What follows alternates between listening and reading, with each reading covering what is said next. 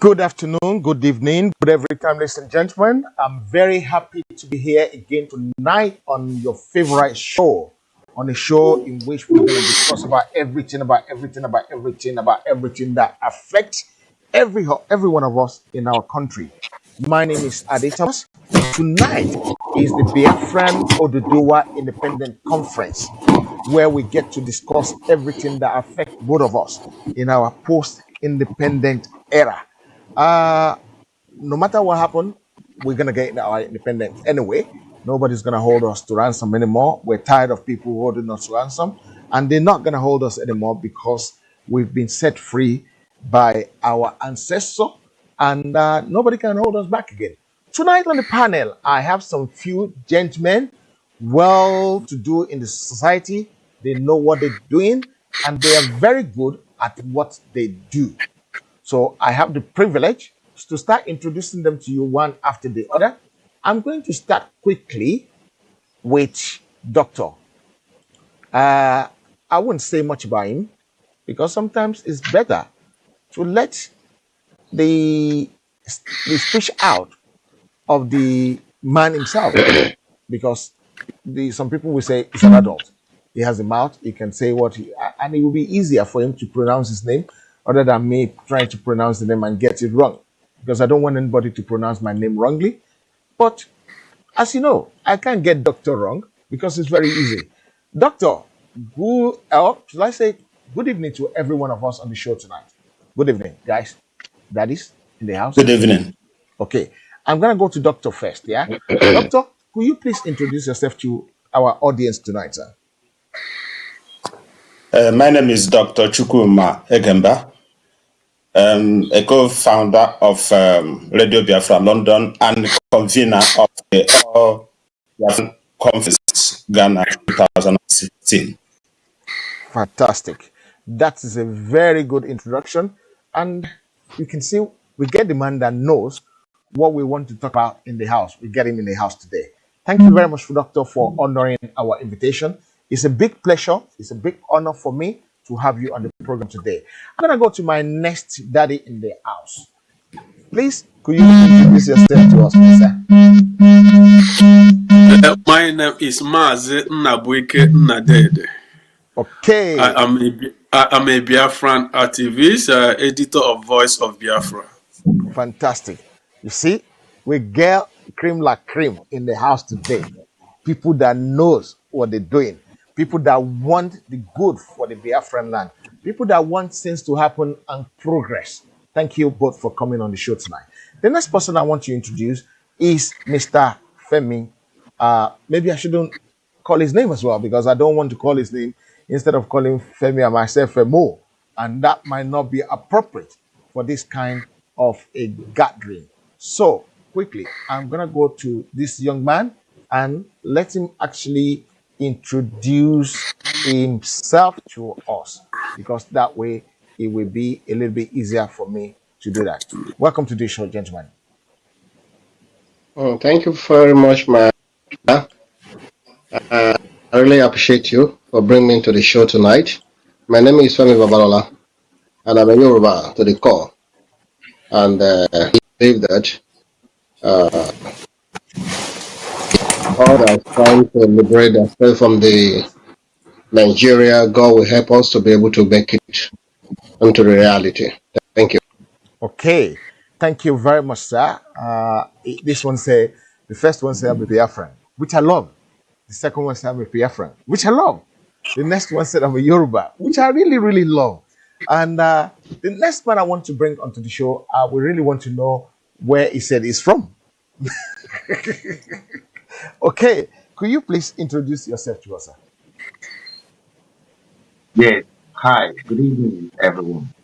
My name is Frank Bello, and I'm a proper Oduduwa man, very proud conservative Yoruba man, and I will do anything to pull for the cause of Oduduwa Republic. Nice to have Dr. Chukuma Ikenda from Radio Biafra, Mazi Mwabwiti, and Mr. Femi Babalola. Nice to have everyone on board. Good evening.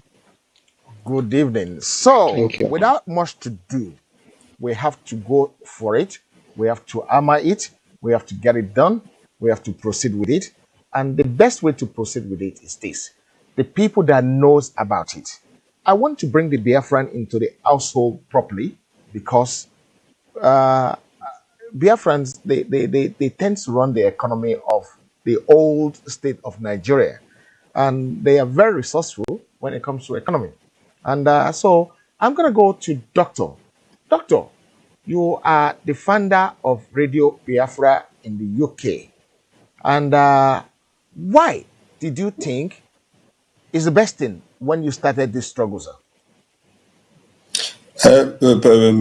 First of all, I want to make a small correction. I am not the founder. I say I am a co-founder. I want to get it correct so that Okay, I so that will we don't not cause be trouble. Okay, you are one of the Yes, people. Yeah, thank you very much. Go ahead. yes, right. Radio Biafra was founded in February 2009. And that was the Radio Biafra you are hearing about today. That was when it was founded.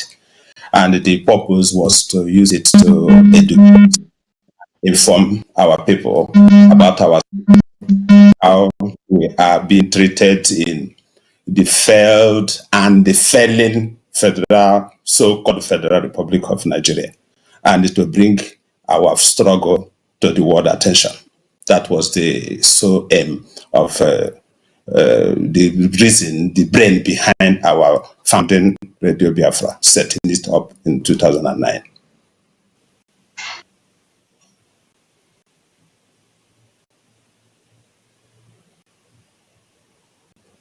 Why did you think Radio Biafra will be the next step? Or why did you think Biafra itself will be the next step? Because I'm still going to go to one of these guys from Oduduwa Republic and ask them, why did they think Oduduwa Republic will be next thing? Right. In the UN and in Africa, in the AU, there is this charter called the right of people to self-determination. And I'm not going, without going into too much history, the way Nigeria is currently constituted, and from its very foundation, cannot continue to exist. In the first place, Nigeria was not foundation or not found on a solid ground. There was no consensus. We were just tinkered together, brought together without the knowledge, the agreement, the consent of the people who were being brought together. So, and then we continued to history continued to flow along, to go along with it, and come independence in 1960, and the struggle that led to it, thinking that the so-called founding fathers think that they can do something to make good of the bad situation, but one thing led to another.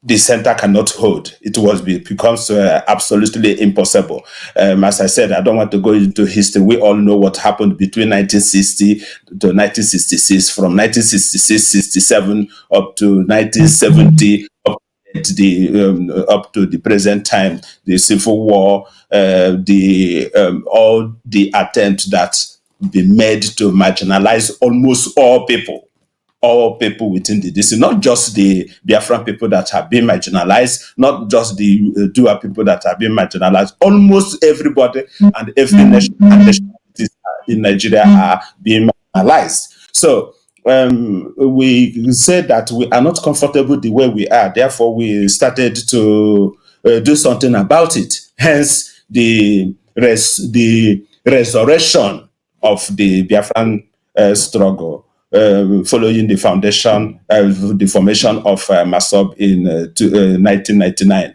and the struggle have continued up to now, and with the current event that the Odua people have also joined the race, if I may put it that way. Then the rest will be history.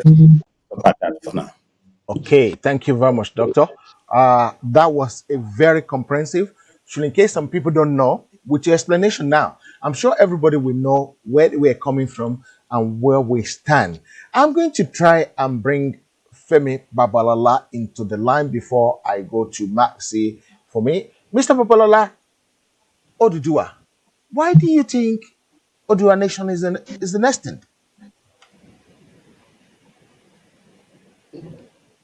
Yeah, I come. Did you get the question? Yes. Yeah, Oduduwa is a nest because nothing will work in Nigeria. Not will work in Nigeria. No, not we can work here. Nothing can work in Nigeria. If you bring some of people that know the system very well, not work. It will not work. And I'm afraid, let me quickly tell you something today. Some of the West, Germany, there's going to be a new baby nation. Where is that Africa?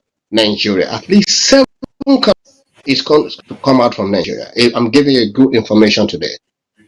They are people that they are looking for how to lobby with some people who are those the leader of this new nation. I'm giving you good information. Nigeria is dead.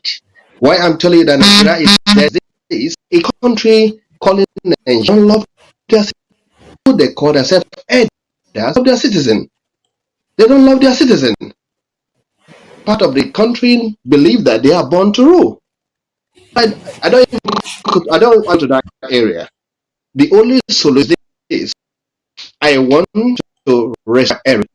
I want to believe our forefather, the Yorubas. We must go back and start speaking our language. We must going back and doing what we believe that we can do. Just common language, And I believe if we have Odudua or the name that is coming out from it, I believe that we will move fast and draw us back.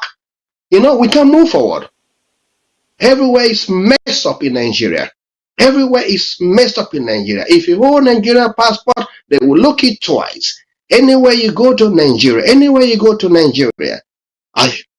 will tell you the truth that in the Western world as well, some of them are bad, but the problem is that country calling Nigeria, do you still believe in Nigeria, Mr. Moderator?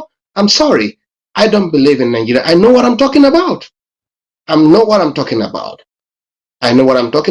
and I cannot, this is the international broadcast, and I reserve my comment here, but what I just want the Biafrans or the other people that are trying to leave Nigeria to come on one unity. If they can be able to come on one unity, I believe very easy, without even share blood. I believe so much. And then I've told you before, some of the Western world, there's going to be a new baby born.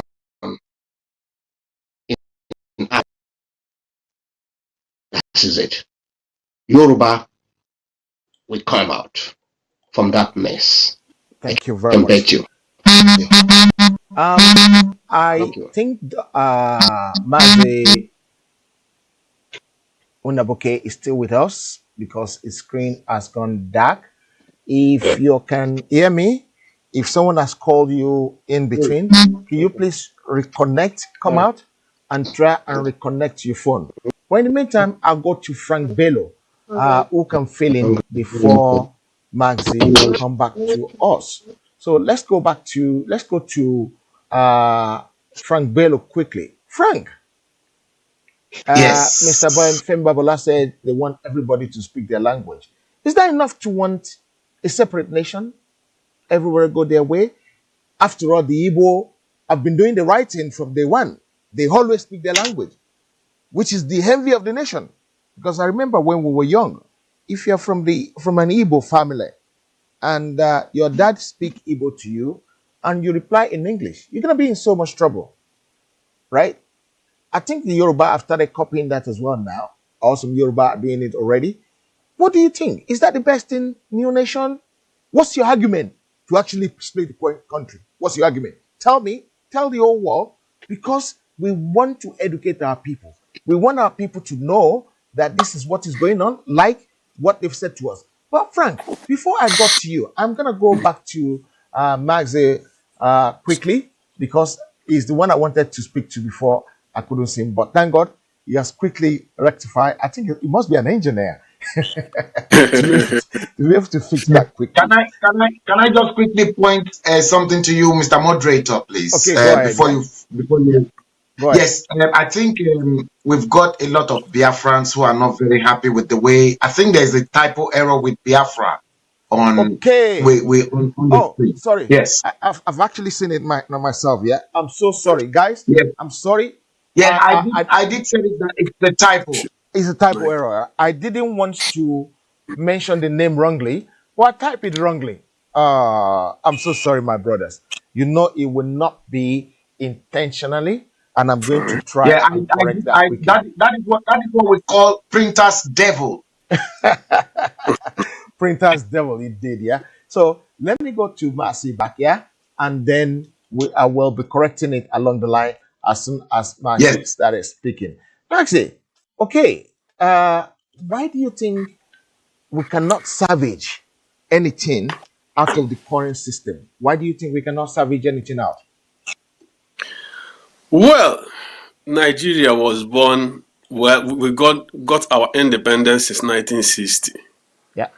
And till date, Nigeria has not improved. Every aspect of Nigeria has deteriorated. So do we continue to wait until Nigeria will consume everyone? So there's no need to continue to wait for Nigeria. We need our own country. Where I come from, we don't need the federal government to come and be repairing our road. We don't need the federal government to decide how we run our electoral system. We don't need the people in Abuja to tell us whether the seaports in our land will work.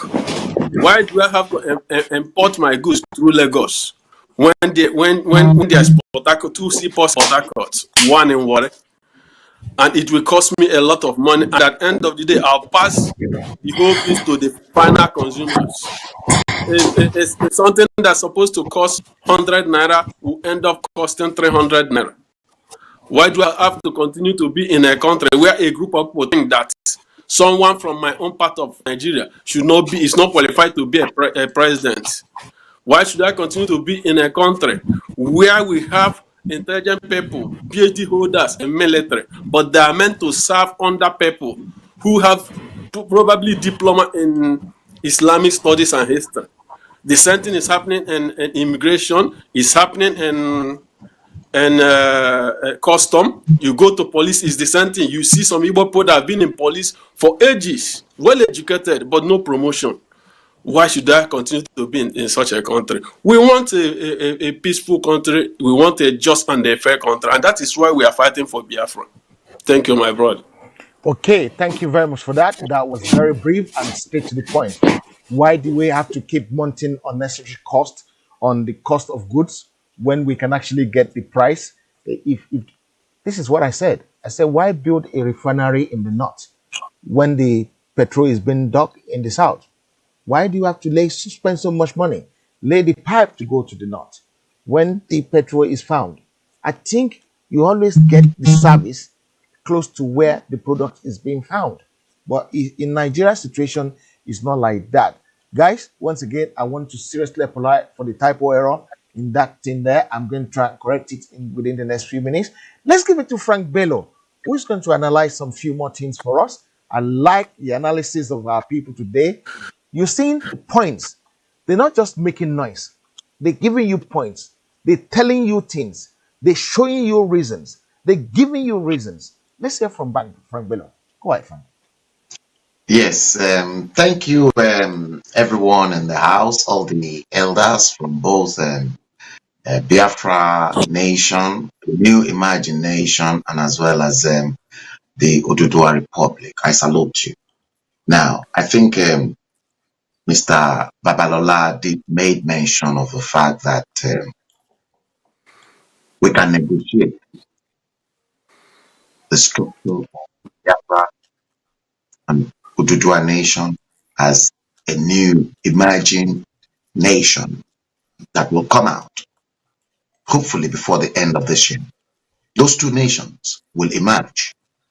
And I know the two nations will be born this year and not next year. Now, I think Mr. Babalola is very just being diplomatic to suggest that we can negotiate that nation without bloodshed. Yes, I would have loved to see a peaceful negotiation whereby things are done in a civilized manner, in a civilized fashion. But the question that we have to be truthful with ourselves is this. The people that we want to go into negotiation with, the Ajagun, Fulanis, the Malus in the north, the cows, are they really prepared for us to sit down round the table and then negotiate our different countries in a contraption that was fraudulently molded together by Lugard in the 1914 amalgamation? Are those Fulanis, are they really civilized to actually think on their feet, to say to themselves, truthfully, that yes, we are ready to negotiate, let's go back to the drawing board and see where things went wrong? Are they ready to negotiate, believing the fact that we don't speak the same language, we don't wear the same clothes, we don't eat the same food, and we don't bear the same culture, we don't have the same religion? Are they ready to negotiate with us? And if they're not ready to negotiate on a peaceful basis, we, both Biafra Nation and Oduduwa Republic, so what are we going to resort to next? Should we resort to diplomacy? And what if diplomacy fail to work in us negotiating with ourselves? What next? There's no option but to resort to violence, I'm afraid. Make no mistakes. I don't know why Mr. Femi Babalola is being diplomatic. The kingdom of heaven suffereth violence. The Igbos, the Biafrans, they are ready for a head-on confrontation. Are the Yorubas ready for a head-on confrontation in the absence of a peaceful negotiation and perhaps a diplomatic negotiation to which we can take ourselves out of a fraudulently mad marriage between the rich southern wife and the poor northern husband? I'll hand over back to you in the studio before I get into the next mode, before the next mode is activated. Okay, thank you. Doctor is giving me a smile there, and I want to get what is making him smile because when an adult smile, the kids will get angry. What an adult will smile for, the kids will blow up for, they'll get angry. But adult will always smile to make sure that don't worry, I got better experience, I got better way of dealing with things.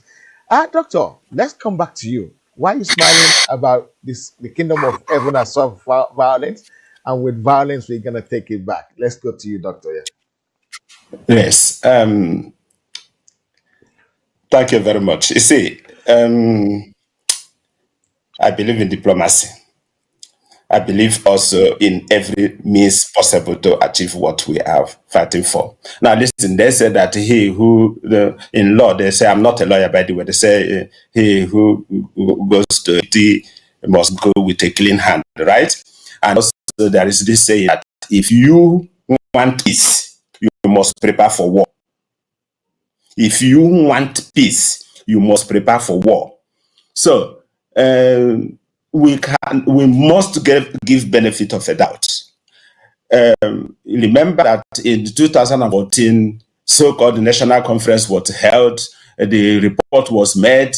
It was presented to the so-called National Assembly, and the president then, Jonathan, accepted the report and was in the process of implementing it or presenting it to the Senate before the change in government. Then when it comes to the government took over and set the whole thing aside, hence the problem continued. Now, why I said what I believe in everything everyone has said here, but I always believe in giving benefit a doubt or giving peace a chance, if you like. When we of course will we will make a proposal, let us sit and renegotiate this not working. It has not worked for more than 100 years. It has not worked from 1960 up to now. When is it going to work? Tomorrow? Next tomorrow? Next year? The answer is absolutely no. It's not impossible. You know, there is what they say that let's assume, or let us put it this way: Nigeria is like a marriage. It has broken down irrevocably, or to the point that you can't bring it back together. So the best thing is, how do we negotiate ourselves out of this unworkable marriage? Even those so-called one Nigerists, I don't know what gives them the belief that there is anything or something can be salvaged out of Nigeria, because those who regard themselves as born to rule, those who regard themselves as owners of Nigeria, those who said that Nigeria is the state of their fathers, their forefathers, their great grandfathers, and the South is a conquered territory. We will tell them that my nation, the Igbo nation, the Ibibio nation, the Efik nation, the Ibibios, the Anangs, the Ijos, the Ogonis, Isokos, they are not conquered nation, talk less of the great people of the Odua nation. They are not, and have never and can never be a conquered territory. So, are you going to negotiate with someone who believes that he is born to rule? Okay, let's try it. As I said, we don't say never. Let's try. But as I said, we are going there to negotiate, but at the same time, we know what we want. If they want it to negotiate, to do it in peaceful format, well and good. We are up for it. But they said that no, they want to play like a stubborn child or a stubborn fly. Of course, you know what happens to a stubborn fly. It will go 6 feet below with the dead body. I rest my case for now. Thank you, Doctor. I'm very happy the way you present it. Maybe I'm going to add a little bit to it.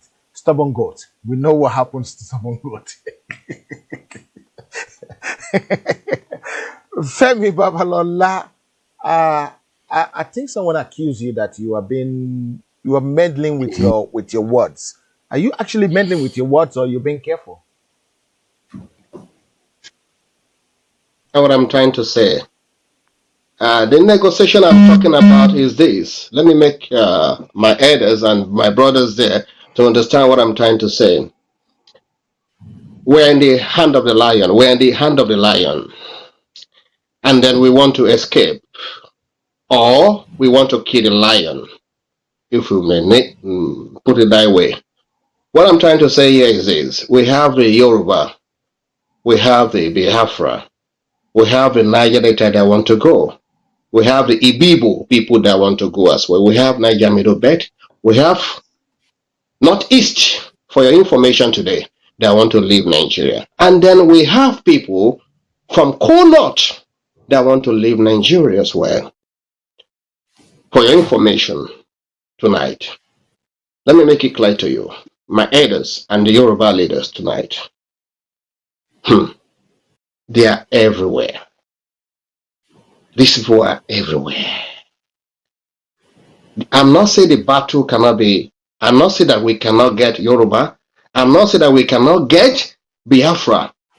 But one thing is this, there's still going to be a clash between Biafra and the Niger Delta, who is going to be very, very brutal.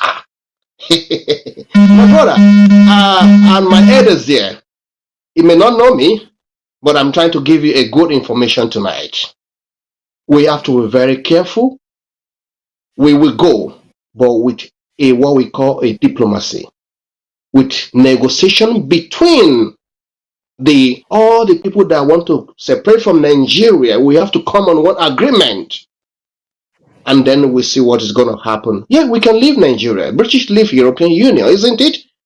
They marry and they say no, we don't want again, and everybody go. But for now, these people, we are practicing what we call the anarchy of government in Nigeria, an autocrat. Anarchy of government and with autocrat government, which they are ready for everything. Yoruba ready as well. The Biafra ready as well. But there's something that we use, they are going to use to be able, how can I put it? The Niger Delta.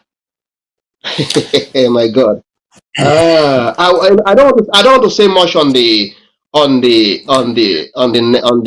international. The people that really understand what I'm trying to say, a lot of people are following us now. They should supposed to analyze what I'm trying to say tonight. This is why you see that some of the king in Yoruba land are being biased between that area. This is why you see that Edo State is where they are toying with Edo State as well. I'm telling you the reality. That's why you see that my state, Ekiti State, is going to be a battlefield. The Ore, that's this Edo State area with Niger Delta block zone, is going to be a battlefield as well. And for your information tonight, Ilorin as well is going to be a battlefield. And then let us remember, these people are in the government. They are everywhere too for.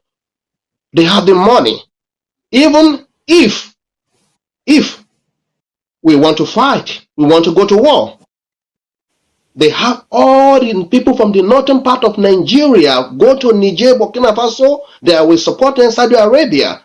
What I'm trying to say here is that the Yoruba, Yibo, Yoruba, Biafra, and then the Niger Middle Belt, the other remaining ethnic, we should come for what we mean by negotiation, to come together to fight this battle. That's what I'm trying to analyze, And if you see very well, they have Ebonyi State already conquer, They have Mboyi, they have already conquered Mboyi. I know what is going there seriously more than even some of the people that are here on the internet tonight. I know what is going on between the Ogun State, Toshokoto area. I know all this thing that is going on there. I know, a lot of things. I cannot say a lot of things here.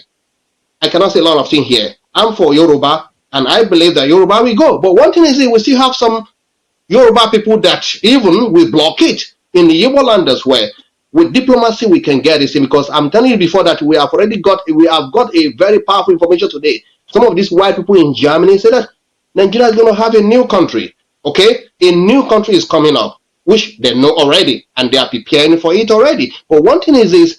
We are saying that we want to go, Yoruba want to go, Biafra want to go, Niger Delta want to go. But there's going to be a big problem from Niger Delta. There's going to be a big problem from Niger Delta. There's going to be a big problem from Niger Delta. I'm going to take it off quickly. I'm going to take it off quickly. I watched a video a couple of days ago Yeah. A little girl was saying, they she's the daughter of the chief imam of Ilorin. She was saying she's a Yoruba. She doesn't want to go with the north. They want to go with the south because the south are their people. And currently we have a king in Ilorin who is an emir, who is the northerner. So how can we take Ilorin with us without struggle? And how can we take some of the oil block we have in Nigeria that are mainly in the southwest and delta area? How can we take it? Because if we take all that things, there's no resources for them anymore. And the pipeline they build from from south down up to north, the refinery in the north, which is not working, right? What are they going to do with it? We blow it out. It's been blown out already. Okay. One thing I would say is this, yeah. Why will we not encourage war? Why will we try as much as possible to avoid war? Why will we try as much as possible to talk peace? Why will we try as much as possible to negotiate? Why will we try as much as possible to use civilized way of getting what we want? Right? We cannot rule some few things out, but I don't think war should be an option. Solution. I don't think war should Yeah. be an option, and I'll tell you why I don't think it shouldn't be an option, because the build up is too much now for war. Yeah. The build up is Yeah. too much now for war. The only thing we can do now is to educate our people more on the needs, because Yeah. the people that Yeah. can cause war are the Mm. people who are within us, our own people that want to mess up, our own people that want to grasp people. I understand the Ozenigbo, 1 second, let me go, or Anize are not supporting the IPBO struggle, IPOB, IPOB struggle. Could anyone tell me the reason why someone wants to be a slave under any man for the rest of his life? I'm gonna leave the question open to both of you. So anybody that wants to treat it, let me see your hands up, and I'll give you the option to talk about it. No, I want Yeah. my brother from the Biafran. Thank you, doctor.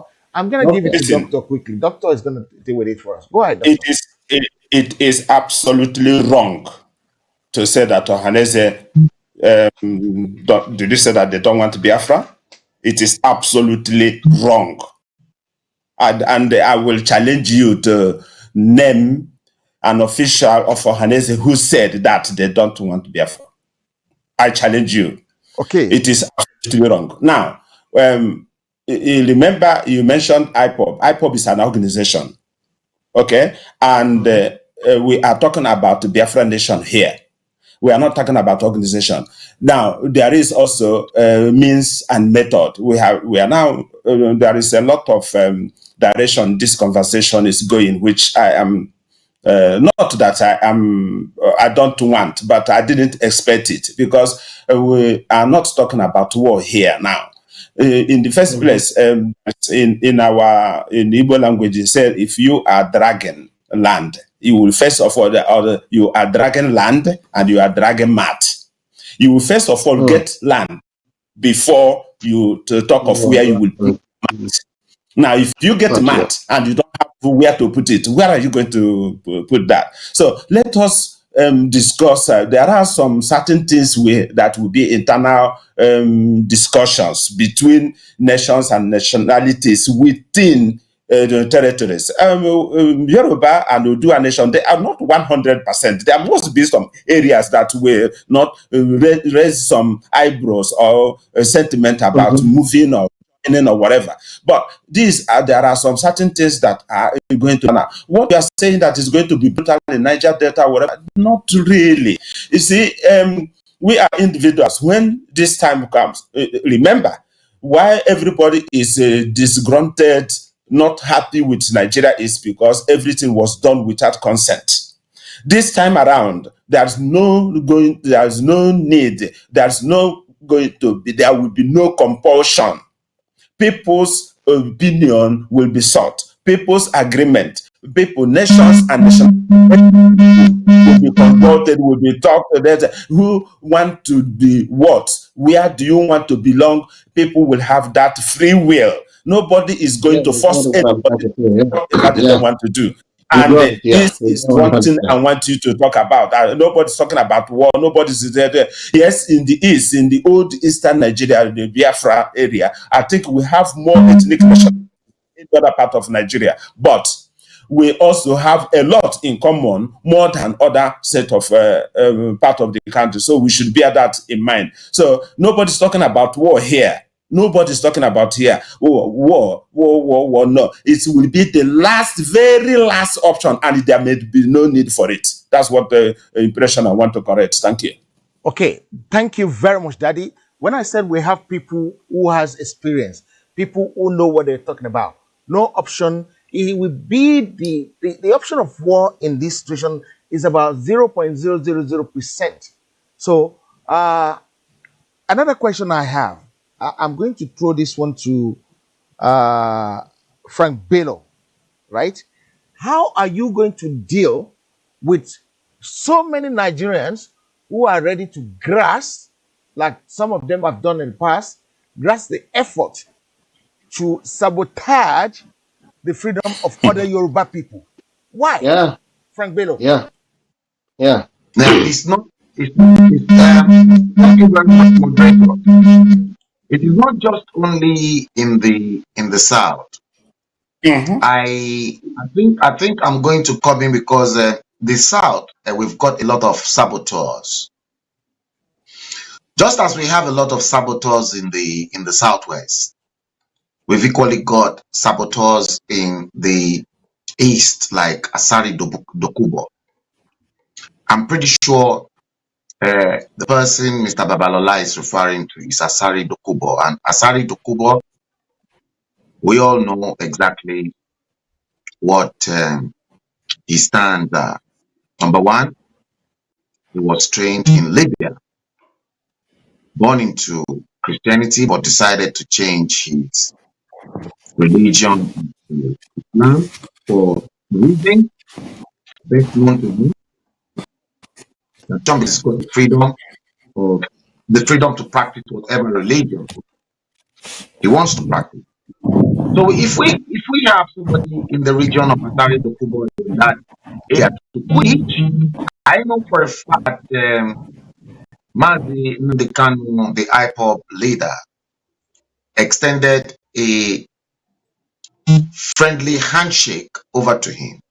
But Asari Dokubo, just like we have loads of Mo, a lot of those Mo in our own Southwest, the likes of Bola Tinubu and the rest of them. So also we've got the Rotimi Amechis and Asari Dokubo that we want to truncate the story behind Biafra. Now, don't let us forget that Nigeria was actually molded after the United Kingdom by the British. So whereby we have the English, the Scottish, and the Welsh. It's the same thing with the Biafrans, the Eastern region, and then the Yorubas in the Western region, and then the Arewas in the Northern region. So the old formation of Nigeria before Gowon came and then truncated the three regions because of his subordination and the way he surrendered to the Sokoto Caliphate, to which out of those three regions, 12 states were created into a federating unit just to break the country down into a feudal system.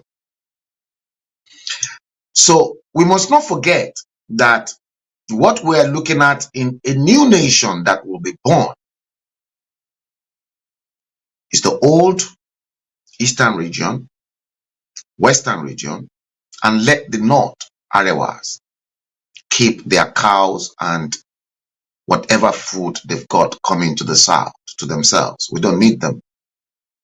So, in the process of getting the Eastern region to stay on their own as an autonomous nation,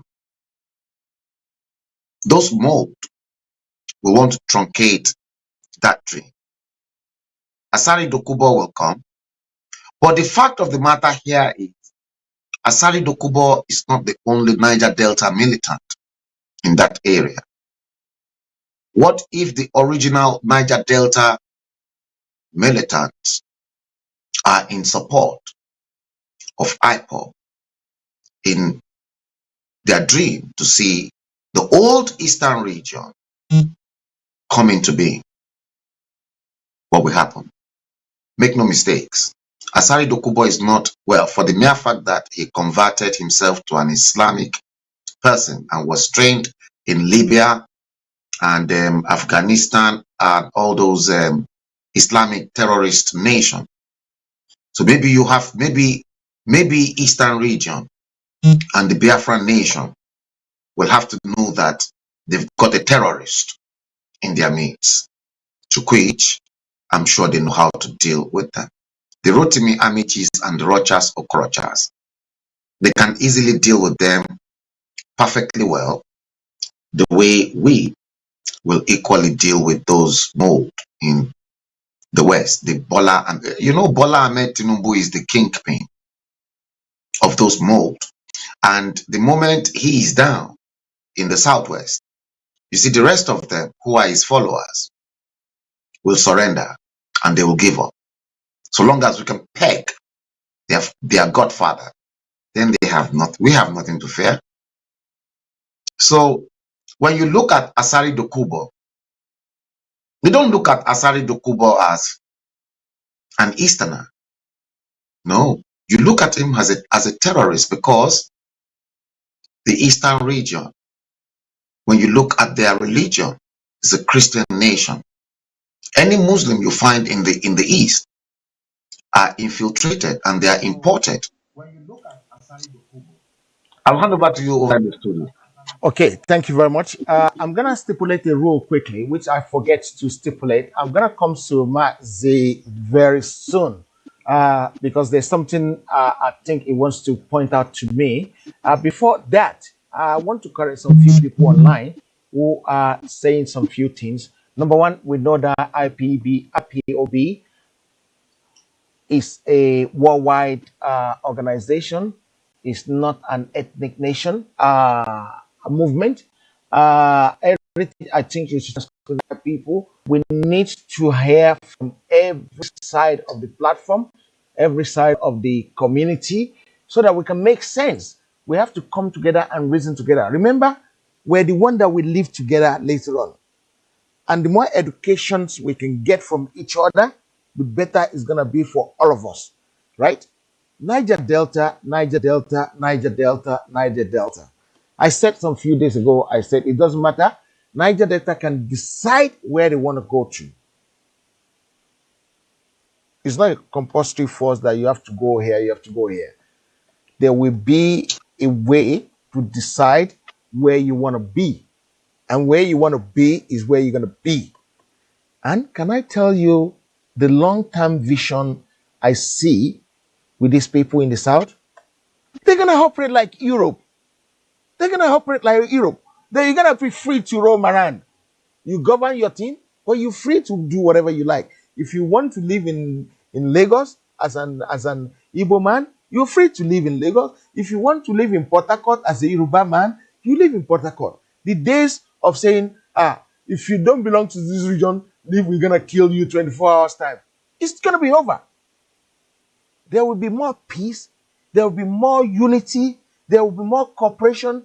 And the South development will fly. But we have to get there first.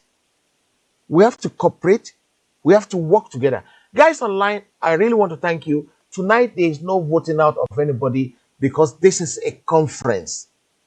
You can see it's a conference where everybody is entitled to hear their opinion so that if there's anything we need to correct, we can correct it. This will make us live together in unity later on. It is very important. So, no rude word, no voting out.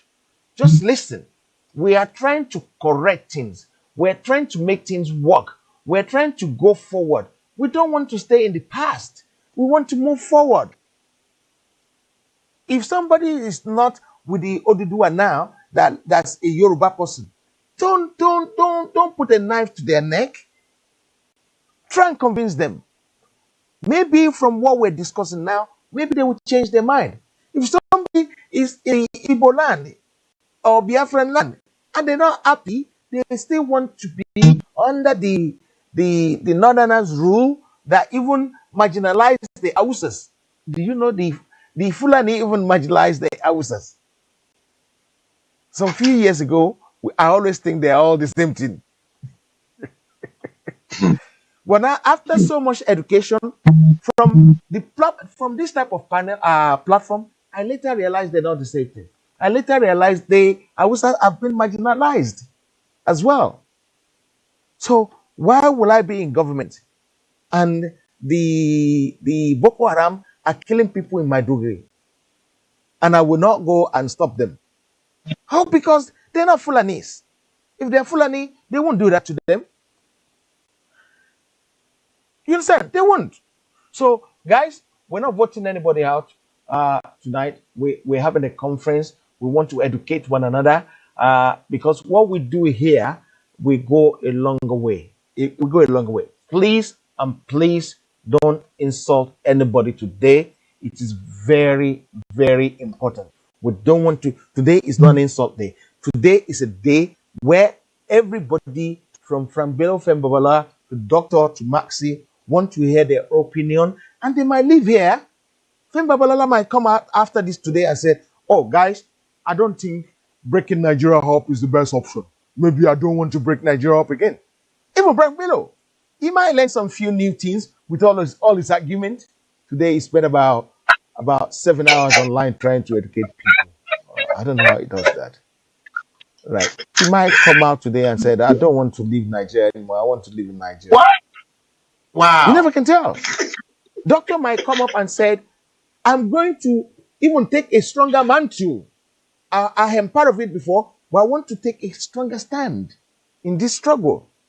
Mazi can come out and say, "Look, I'm going to write everything in my paper so that everybody will understand what's going on," because we need to educate people. It's very important. It's only in Hyper platform that you can hear they say, "If you don't, it goes ahead your head on the stone." No. We're not doing that. It's, you can't kill your own people. You can't murder your own people. If you keep murdering your own people, who's going to be left to govern? No. We can educate people. Sometimes when you tell people things and let them see reasons, like we're trying to do now, this is a paidful platform. We want to educate ourselves. We want to put armed struggle down. No armed struggle. Word of mouth. We want to educate people. We want to even later on, maybe later on when everybody is free, maybe the Yoruba might said, "We want to start learning Igbo language in Yoruba land." They learn French in English school here, and they learn English even in Thailand. It's not because they want to become an English, but it will be easier for them to communicate and cooperate and have a lot of formation and cooperation within one another. So, guys, no insult tonight. There's nothing like Nigeria. No, we're not saying Nigeria. We're just saying. I want to hear from Doctor. Yeah, you will hear him. Brother, it's his opinion. Yes, everybody is entitled to his own opinion. Everybody is right to say whatever they want to say, right? Yes, we all agree that there is no Nigeria. Nigeria is finished. We all agree. We all know that. But please, let's mind our language. Let's work together. And if you want to start crucifying somebody, how many people are watching? 227, 118 share. Are you doing your own bits? You're not even doing your own bits. And okay, if you have not shared, we're going to start insulting you. So we can't say that because you don't have to share. It's your entitlement whether you want to share or you don't want to share. Yeah, you have a right to share. you have a right not to share. You have a right to like 114 likes, 225 watching. You have a right to like, you have a right to dislike. Sometimes you don't have to like, you can dislike. You can be sad with what we're saying. If you don't like what we're saying, you can press the sad button. Oh, look at them. They're pressing the like button now. It's like, even the share, let me see, 118 still. So you guys are not doing enough yourself. So because they're here today, doesn't mean when you are here too. Because I'm sure within the next few months, more people online will be coming here. So if you are up to this task, you can come here. I've seen people that were up to the task that say, I'm up to the task. Within a day of bringing them here, they run away. And they don't come back. Okay? Because to be on this seat is a hot seat. These seats are hot seats. To be here, you have to be very brave. Not everybody is brave like Fram Bello. You understand? No. I can't stand this before. But now, because I'm now being educated. I was educated before I said Nigeria should break. 2 months ago, I don't believe in Nigeria going separately. So let's go to Doctor. Doctor. I still believe, according to what I'm reading online, that there are still some lot of elements in the Biafran land that don't want this movement to succeed. What are we going to try and do to educate them so that more people will come on board until everybody's on board? And then we can get what we're looking for. We can get what we want. We can get what is our entitlement. Doctor, over to you. First and foremost, let me say this emphatically. I will be horrified if 100% of Igbo people say that they want Biafra. I will be horrified. I will be horrified. That is not the Igbo nation I come up from. We are independent people, and there's no nation in this planet where you will have 100% agreement in. Now, obviously, we live in the United Kingdom. We know that even though the monarch, the queen, the monarch in the United Kingdom here is still very, very, very popular, but there is still pockets of nationalists, those who want to abolish the royal family. There are some of them. They are here. They have opinion. You see them on the television. You see them on Question Time. You see them on in the newspapers, on the radio talk shows. They accept freely. But they are, even though they are a minority, but they have the right to express themselves. So saying that some Igbos don't want to be African, yes, it's their right to want or not to want. But that doesn't mean that it will not stop. After all, democracy, they say, is the rule of the majority. So if more than 80%, 90% of Igbo people, Biafran people want Biafra, then the remaining 5-10% will not have any other option than to succumb, or they know what to do. They will relocate. So that's what I want to say about that.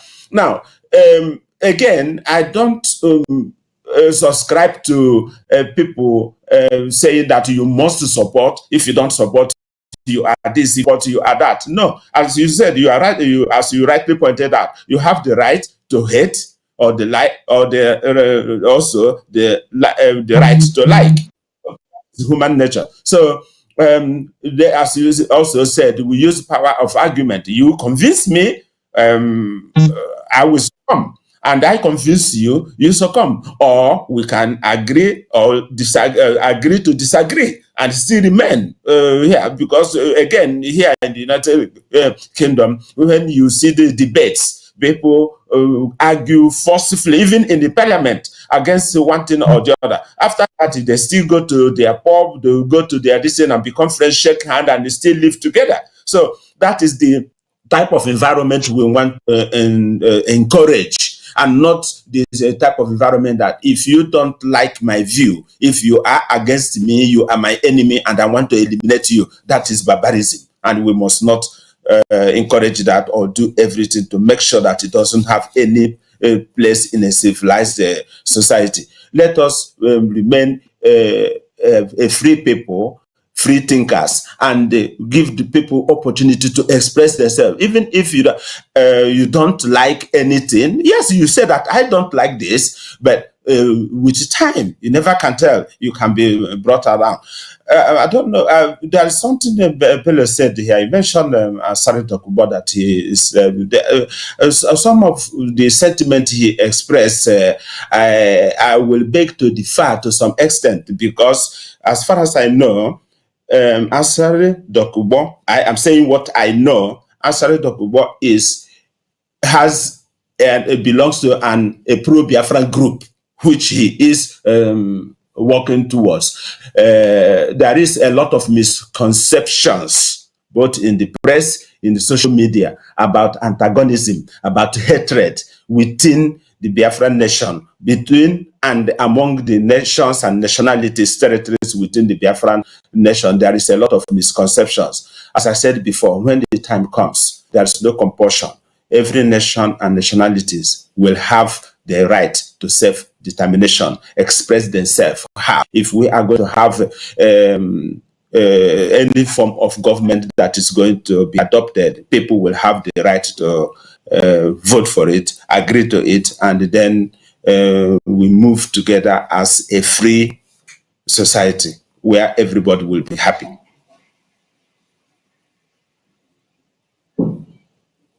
Thank you very much, sir. I really appreciate your contribution there, and I encourage and I envy your style of leadership. And what I said by your style of leadership is that you said something that amazed me. You said you don't want a Biafra that everybody will say the same thing, because then there's a problem. Then it means maybe someone is hiding somewhere with a gun and said, "You all must say the same thing. If you disagree, I'm going to shoot your head." Maybe that is what is happening. Okay, we're going to go to Mr. Femi Babalola. We want to hear, I want to actually probe you a little bit more. Why do you think the Niger Delta might come up with some issues? Enlighten us and see how to deal with it straight away. Because I don't think, no matter what happened, it's easier to solve our problem of take ourselves from the aggressor first and then deal with all other issues. But if all other issues are going to be issues that will even escalate more problem, we want to hear about it so that we plan ahead for it. Don't worry, anybody that wants to listen, let them listen. If they want to hear, let them hear. It doesn't matter. This is going to come to materialization. Nobody can stop it anymore. It's like that song, "There's no stopping now. There's no stopping." Go ahead, Mr. Baula.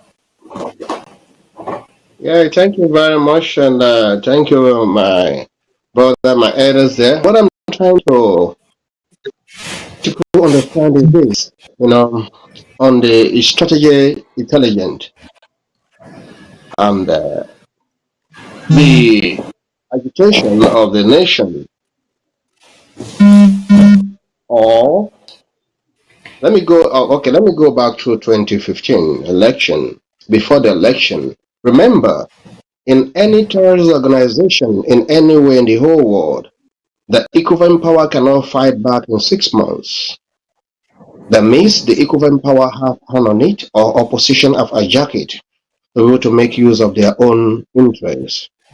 Having said that, very well, I want, if this what we are talking here to come to reality today, the Biafra and the Niger Delta should come together and really know what they want.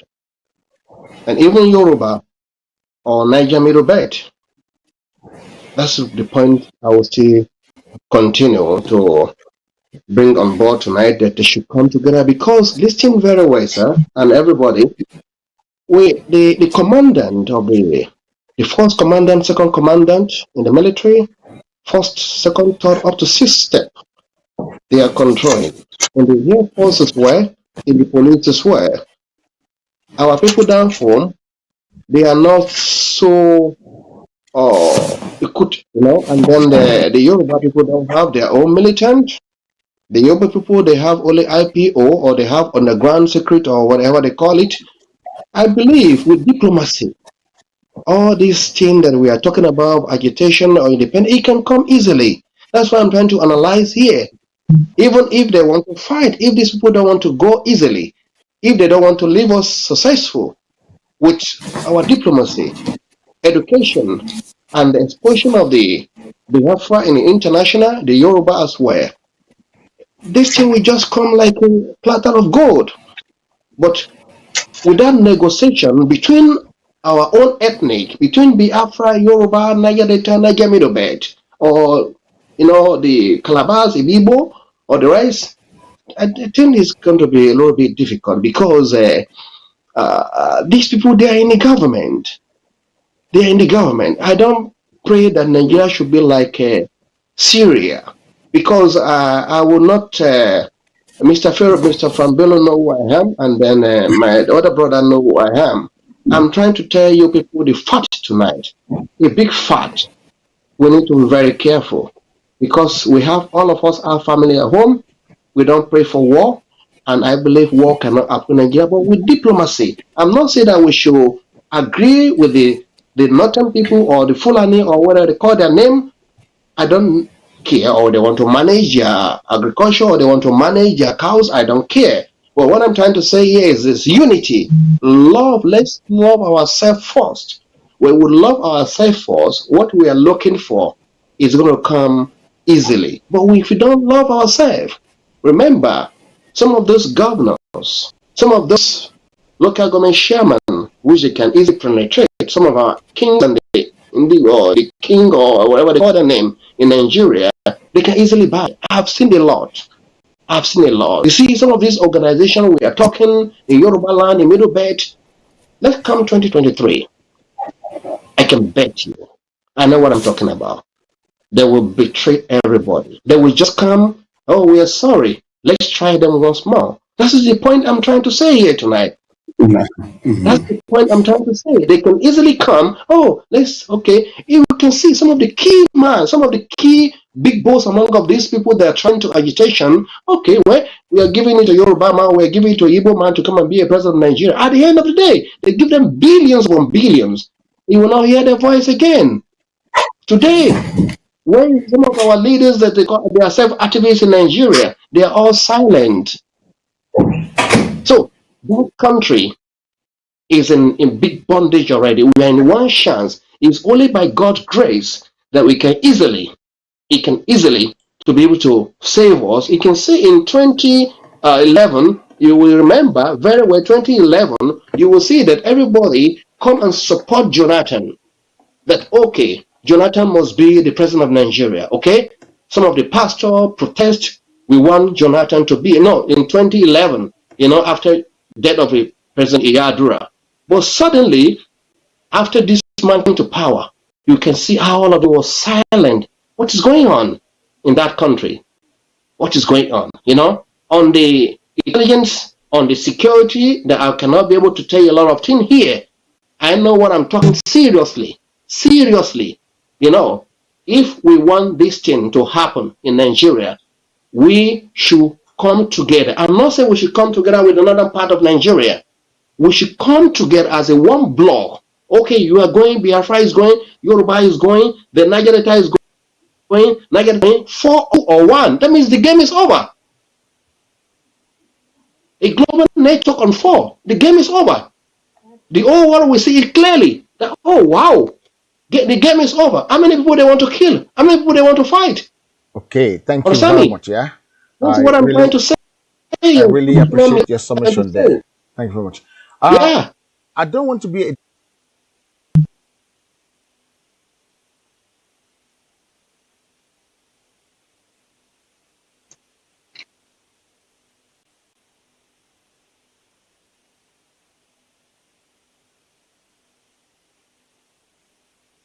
okay. If people are calling for something and you don't give it to them, it means you are a dictator. Our audience are calling for voting tonight, so I have actually rethink about it and said I don't want to be a dictator. I don't want to be in control. I want people to have the choice, and their choice stands. So, guys, we're voting now. Vote quickly, and then we take it from there. And while the voting is going on, I'm going to go to Mazi to chip in on all this argument we've been having for some time. I'm sure you had the right, the left, the center.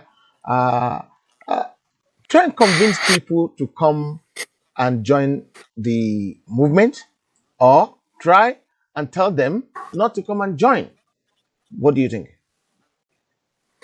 Well, thank you very much. I will first of all respond to what our brother Femi Babalola said, that when we have Biafra, there will be a problem between Biafra and Niger Delta people.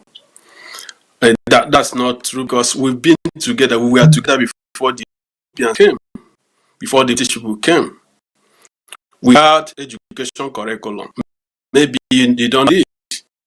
Before the people came, we have writing called CBD.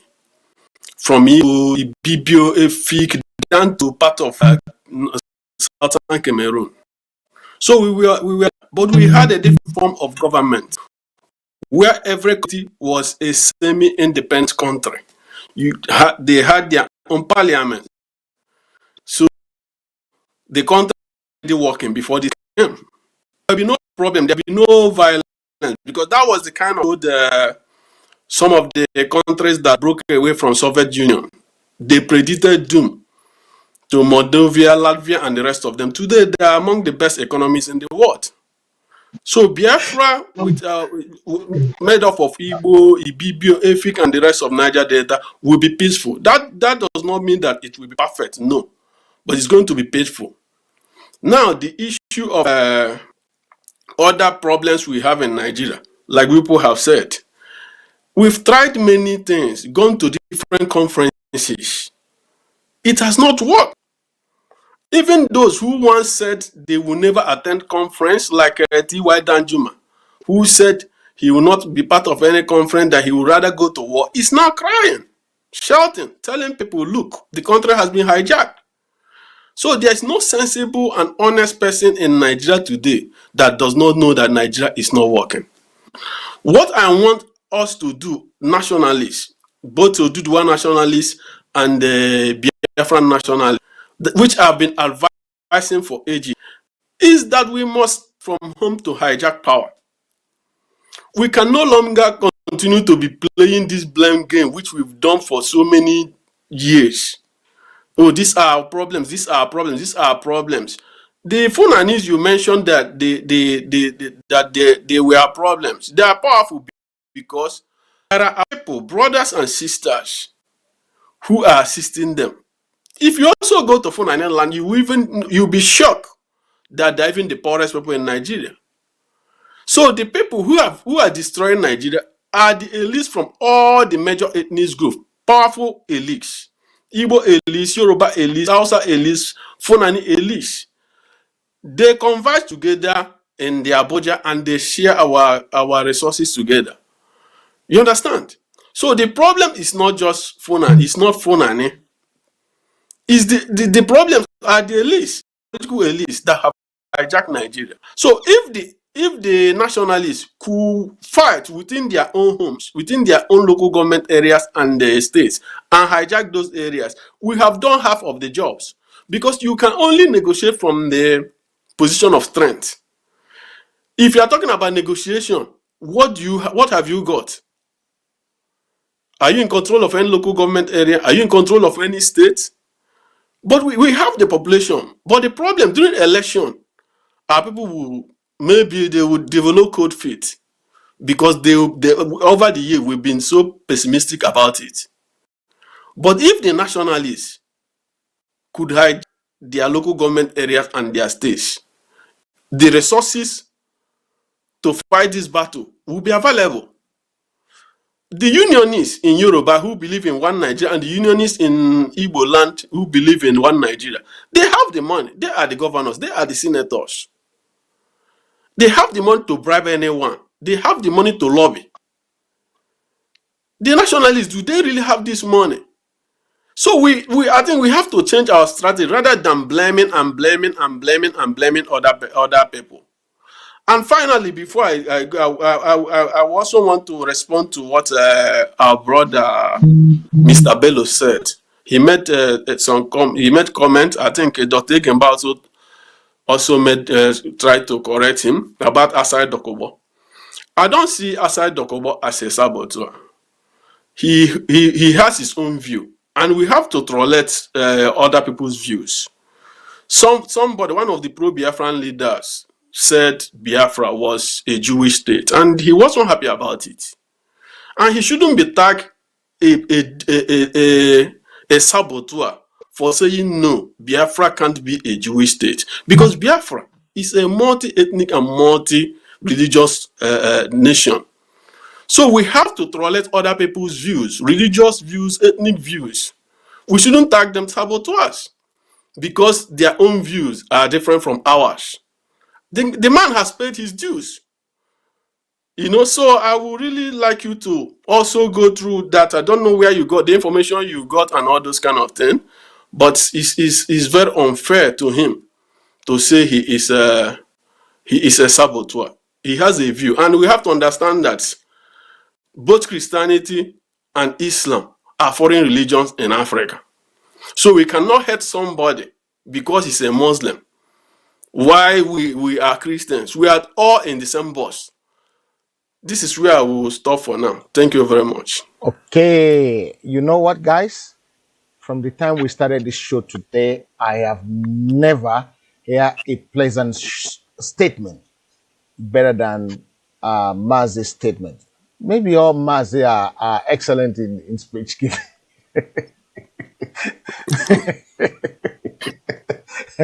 Because you know what you said that touched my mind. I'm just trying to recap what this gentleman said.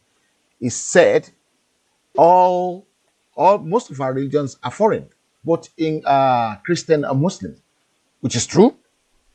He said that most of our problem is not only Fulanis, is probably about 40% from the elites, from ethnic group, both Yoruba and Igbo and Hausa and Niger Delta and Fulani itself. Maybe they have more Fulanis, but we have some people that will sell us out in Yoruba land. Not only Bola Tinubu, so many of them, right? Okay, guys, I've sent your vote, but I'm going to say something. You know, in Nigeria, sometimes ago they said, if you don't have your voting card, you can't your card, your what card did they call it again? If you don't have your card, you can't vote. So all vote has been casted, but I'm sorry, you don't have a voting card because the share is still 118 for the last an hour. So how can you say you want to vote with 118 if you don't drive it up? You're not entitled to vote. Huh? I want us to be. Oh no, I'm sorry, my mistake. I didn't see the refresh one. It's actually 172 now. So you guys are driven up by 60. That's one point. We still we're stuck in 220, right? Why can't you just invite as much people as possible? Okay, Mr. Femba Balola, you're the weakest tonight. I'm sorry.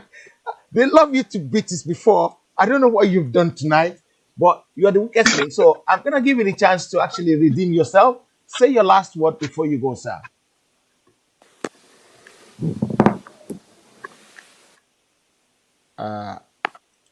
Can you hear me? I can hear you now, sir. Go ahead. The truth is bitter. I will tell you the truth. Nothing but the truth. Some of those people that vote how they don't know who is Femi is.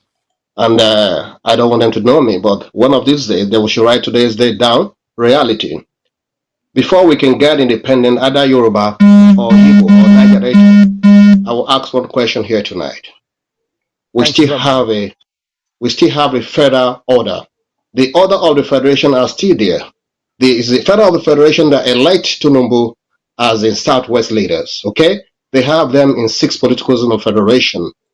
We have to know what we are doing. And another thing is this: the order of the federation, they are the ex-dictator of the federation, and they are power broker. They are very strong power brokers, and they have their caucus everywhere in Nigeria. The solution to Nigeria problem is this: mindset. How are we going to deal with the order of the federation? How are we going to deal with the order of the federation? The order of the federation, they are still there, parading with the colonial people. That's what I will just say tonight. Either you like it or not. Write today's day down. What I'm saying today, you will still come back and say, who is this guy? On the intelligence strategy as well, we need to be very careful on what we are talking. We need to be very, very, very, very careful. These people, they are missionary. I will tell you the truth. What I'm trying to say here is this, before, which maybe people miscalculate what I'm trying to say. I'm not saying that we should collaborate or unite with Fulani or Awusa in the northern part of Nigeria. I say before we can go away from that country, calling Nigeria, we should try to unite ourselves first. I will say it again, the Yoruba, Yibo, Ariwa, Middle Belt, they should come together as one block, as a global network, then we can win this battle. That is what I will just try to let people understand tonight. But one thing is this, before we can get independent in Nigeria, we need to break the order of the federation that have destroyed the country. Without breaking the power of the order of the federation, which they are still the power brokers, I can bet you, well, 2023 is very close. They're still going to do their manipulation as they always do it. And again, not Fulani destroying Nigeria. Kanoris are the one ruling Nigeria now. For your information tonight, let me make it clear tonight. I don't go in social media. For your information tonight, it's not Abakari that is the president of Nigeria. The president of Nigeria tonight, which is there, is Baba Kana Kingigbe. That is the president of Nigeria since far back 2016. My brother, I reserve my comment here. May God bless you people. Thanks. We You people appreciate will not you. learn more from me. I will not give you people information. Okay. Thank you very much, Mr. Babala. I really appreciate you. That is Mr. Femi Babalola. Was one of the people that carried the baton in the 2019 election in Nigeria before he actually backed out just before the election when he sees how things are being done. Uh, yes, bitter might be very, very true for our people because some people don't know how to handle the truth. And it's the real truth. Truth might be bitter. Some people were saying no Muslim in Biafra land. No, no, that's not on. That is not on. Everybody will be entitled to their own religion. I believe that is what is going to be the order of the day because, like my brother Max said, he said both Muslims and Christianity are both foreign religion, which I seriously agree to. I'm going to try and bring another elder statesman into the limelight in a minute. But before I do that, I'm going to go to Frank Bello. Canories are now the one destroying Nigeria. True or false? Go I beg ahead. your pardon? He said Canories are the one ruling Nigeria and destroying it now. Yeah, I Kanuris, yes, they are because Kanuri people are part. They are Fulani people basically, but then and again, who is the Sultan of Sokoto? The Sultan of Sokoto, what tribe does he belong to? So the Kanuris are ruling, but the Sultan of Sokoto is a Kanuri man too, because they speak Fulfudi, and they are the people that are dictating the shots. Now, I want to quickly highlight on few stuff because I think Mazi did make mention of the fact that T.Y. Danjuma, yes, T.Y. Danjuma is probably one of the key stakeholders in that location 9, that contraption, and majority of the key stakeholders uh, are really fed up with the same contraption that they assisted in keeping together for 60 odd years. Should Nigeria be like Syria? Mr. Babalola made it known, but Obasanjo made it known to Nigerians that if care is not taken, I'm only following what the key stakeholders are talking about. And the fact that Mr. Babalola said if we don't break the order of the Federation were in problem. But these people are the order of the Federation. Baba Obasanjo said it some time ago that if the government of the day of, well, supposed Muhammadu Buhari, which I don't really believe it is the same Muhammadu Buhari, and I've done loads of expose on that line for a while, and I'm still running them. That man was one. And Baba Obasanjo said, if care is not taken, Syria will be a child's play to what will happen in Nigeria. Now, one block, the eastern region, let us know, don't let us look, we shouldn't kid about ourselves. The people that formed Nigeria, they knew that the eastern region was one block. You see the problem and the issues of this northwest, north central, northeast, south south, south central, southeast, southwest. These were all figment of imagination that was cooked up by Ibrahim Babangida. The reason all those 6 geopolitical zones were created was to break down the old formation of the 3 regions that were in existence. 3 main regions in Nigeria. We must revisit those 3 regions: Eastern region, Western region, Northern region. The demarcation is there. River Niger, River Benue, they all flow together, and then the 2 rivers emptied their water into the Atlantic Ocean. It is there. Somebody else coming to then create another 6 geopolitical zone after 36 states, and then the 6 geopolitical zones created was to divide the country further, because more power out of the 6 geopolitical zones that were created, the North has got more power, and it was fraudulently made. So the entire 6 geopolitical zones that they created to which they believed it is the new formation of Nigeria. We must not forget, they created it. If you and I, we want to create a new formation of our own time for the eastern region and western region and north, well, if they want, I'm not really bothered about the north. My own worry is because the south that was fraudulently merged together by Lugard in 1914 amalgamation. We need to go back to the original formation, because that was how Nigeria was. Eastern region, western region. We need to revisit back, and I think Professor Banji Akitoye made it known, and a lot of the scholars made it known.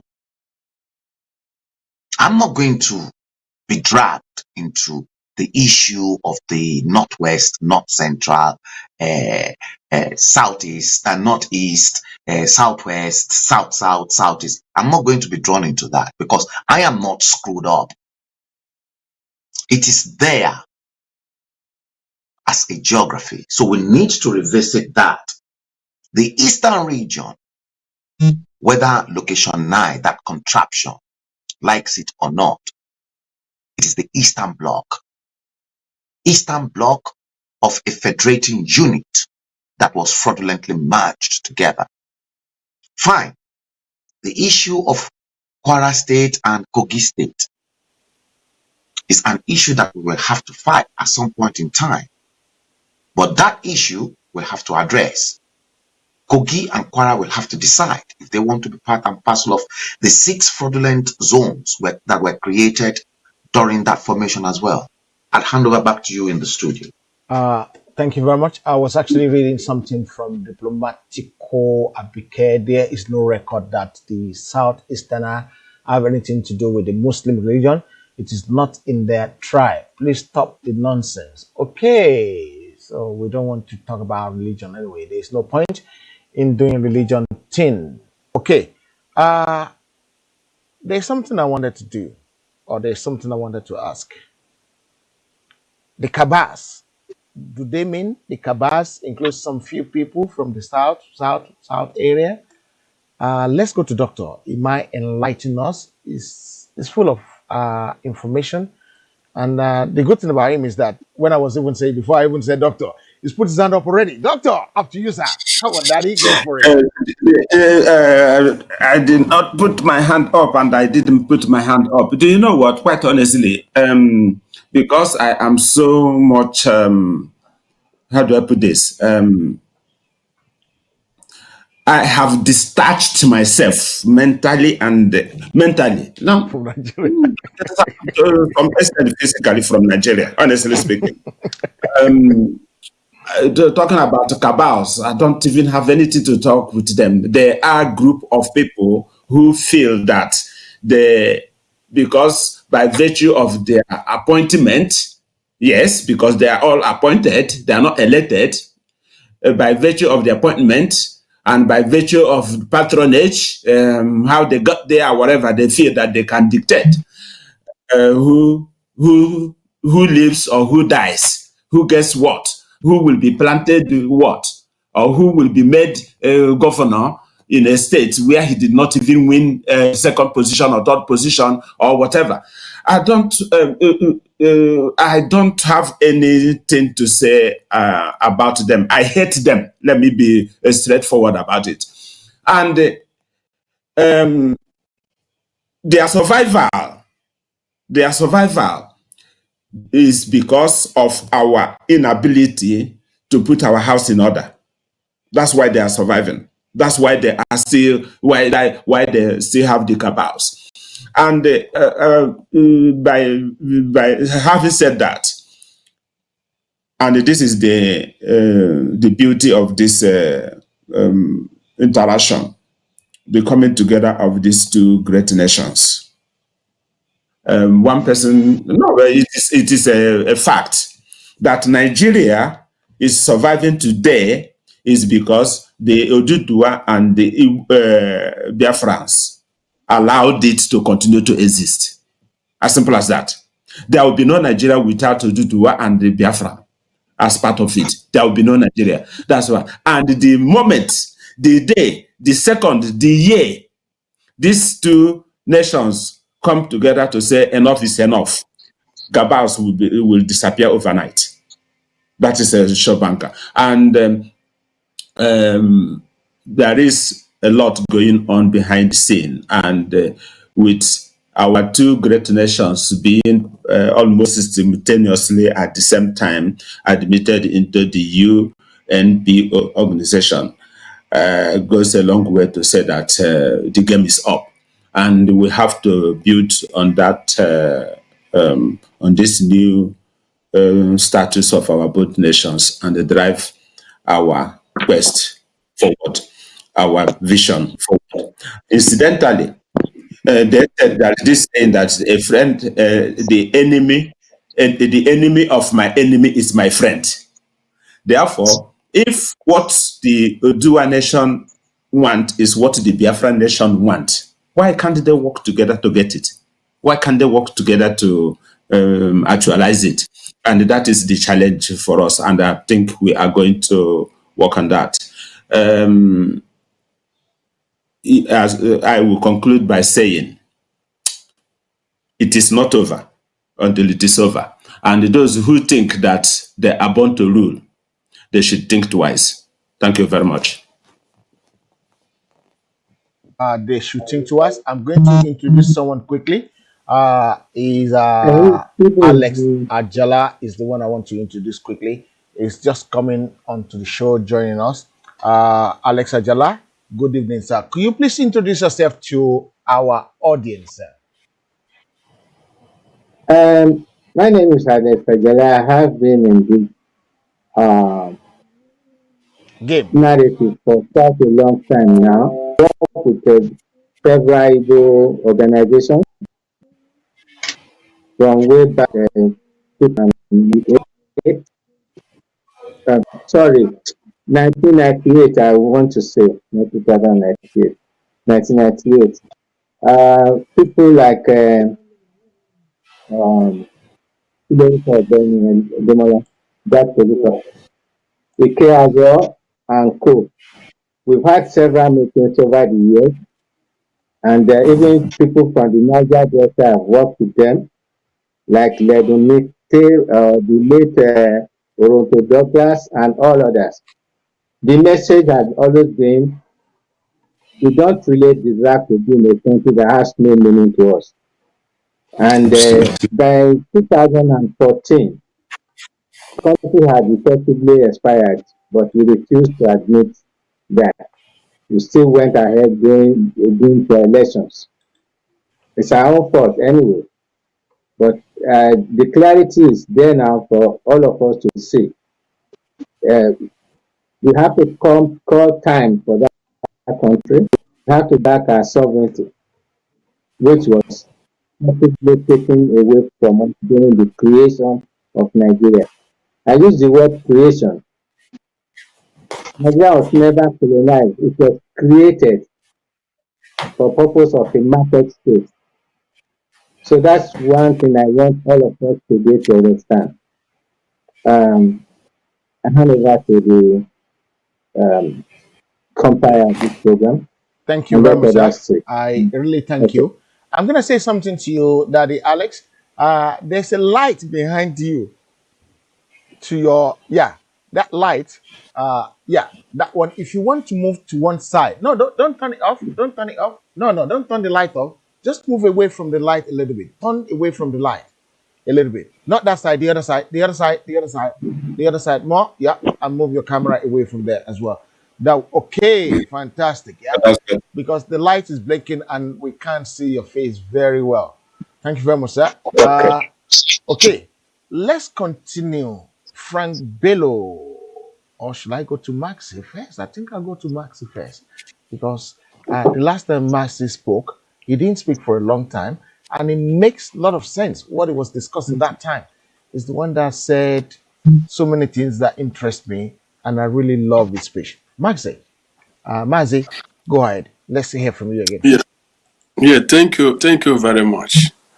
Like what you stated a few minutes ago, that what we really need is education, both the Southerners and the Northerners, because it's because of miseducation that made the Southerners believe, or misinformation. Let me not call it miseducation because it may offend some people, that the Southerners believe they have more resources than the Northerners. And that is the same problem, the same reason the Northerners believe that they don't have resources, that they must rely on the Southerners. Meanwhile, 42.3. meanwhile they have vast land. Hello? Sorry for that. That was a breaking, but I've just locked it out. Yeah. Okay. Continue. So Continue. what I was saying, that have enough land. For instance, day 4 years ago, I went to shop to buy some food. The pepper we normally use in Nigeria, which they call Scotch bonnet here, was £19, £19 99, which is £20 per kilo. Okra was £9 99, about which is £10 per kilo. Then I look at how much a barrel of crude oil was. When I was coming back, I just shook my head. Somebody have told the Northerners they don't have resources, but if they had invested in agriculture, South will not even see their back. They have enough resources. They have gold. They have diamond. They have all manner of solid minerals. So we have to educate them. People, even there are some radical individuals in the North, some progressive-minded people too, have to educate their people that they don't need the South to survive. And the Southerners must also come to realize that they themselves, like what I said before, must hold those who are representing them accountable. Because, like I said, we cannot continue to move from these are the people holding, like what you said about the Kanuris. Somebody said they are the ones destroying Nigeria now. The Kanuris are not the ones ruling Abia State, Imo State, Rivers State, Cross River State, Ebonyi State, and the other states, at least the side I come from, that have been looted, that even the pensioners have not received their pension for months. Many civil servants have not received, even health workers have not received their salaries. So that is, we have to focus on some of these things. Hold our own people accountable. Put pressure on them, because sometimes it seems we abandon the rat at home and we are chasing the rats inside the bush. Meanwhile, the rats at home are the ones who are eating the fish and all the food, our foodstuffs in the kitchen. The rats at home are the politicians, the local politicians in Igbo land, the local politicians in Yoruba land.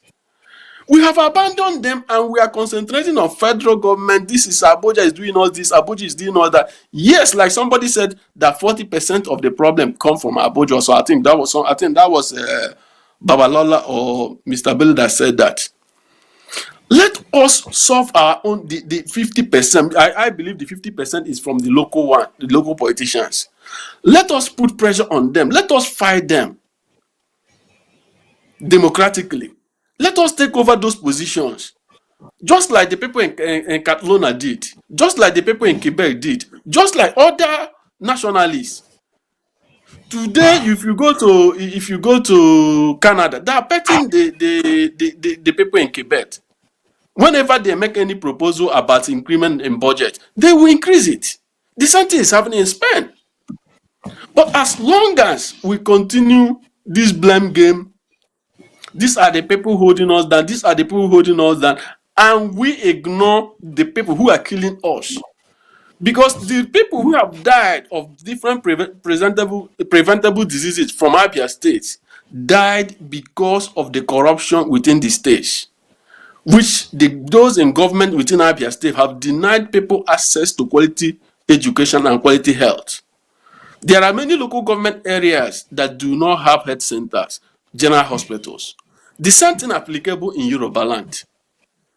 Let us hold these people as we are fighting the government, as we are fighting and criticizing the federal government. Let us put more pressure on our own people.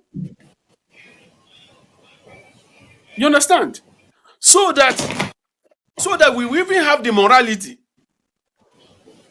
to fight those in government. And the other one I also want to say is about what our brother Mr. Bello said about the man in Asurok. You see, we must agree that the man in Asurok is Buhari. Because when this issue came up a few years ago, the simple thing I did was to download the voice recognition software and check the Buhari speech in 2015 and check his present speech. I think that was 2018 or 2019. You understand? Because it's the voice you really use. So, because when we, like I've advised some of my comrades in Biafra, that if we continue to push this narrative, oh, Buhari is dead, the Jubri is Nasuro, people will be laughing at us. They will think that we are no longer serious. So let us at least leave that and focus. Know that the man in Asurok is Buhari. And he has also failed. Just like many state governors have failed. We hold him, but once we are saying, if we keep saying he's not Buhari, he's Jubri from Sudan, he's Jubri from Sudan, other people who even want to come to our rescue, who want to support our agitation, will say, no, these people are not serious. I think this is where I'll pause for now. Voice recognition software.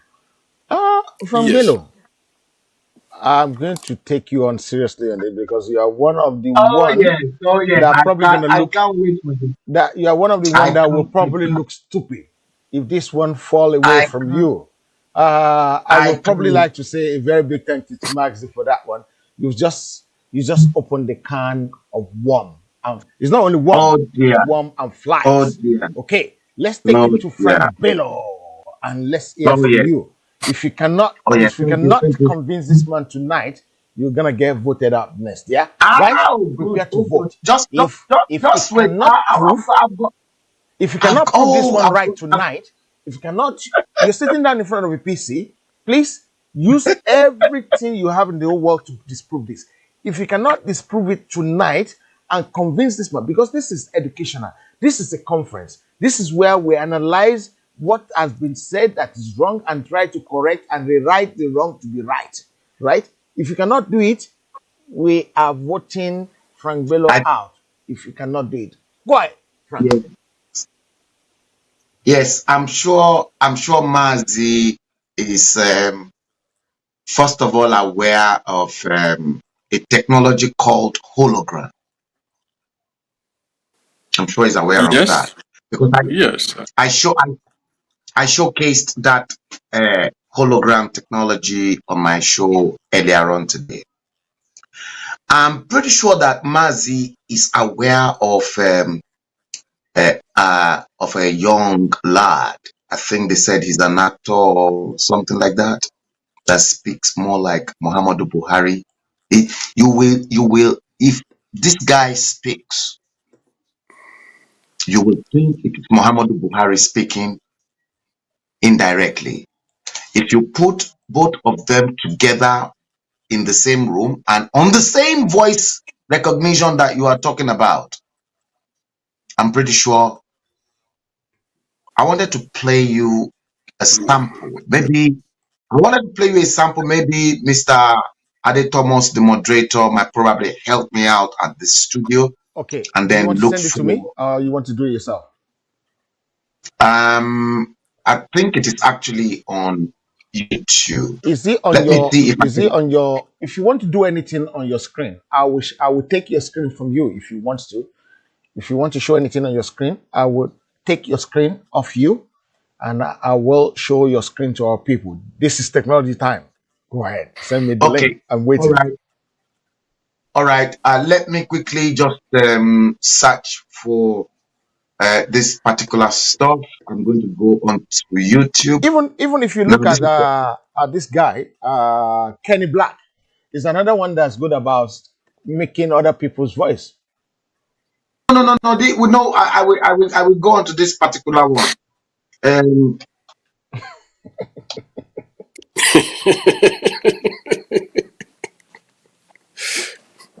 I like the guys online here. I love you to pieces. The only thing is that you're not driving this up, but I love you because you just make things go well. Look, there's no gang voting, there's no tactical voting in this one. Don't vote. We're not even voting yet. Yeah. So there's no tactical voting because it has to. We have to have two Biafran, two Odudua. So unless you're gonna give me another Biafran, you cannot vote the Biafrans out unless you're going to give me a prayer friend. I got about 4 other people lining up for Yoruba, so you can vote Yoruba. Even if you like, okay. vote. Uh, do you want me to send you the link, Mr. Send me the link quickly. Yeah.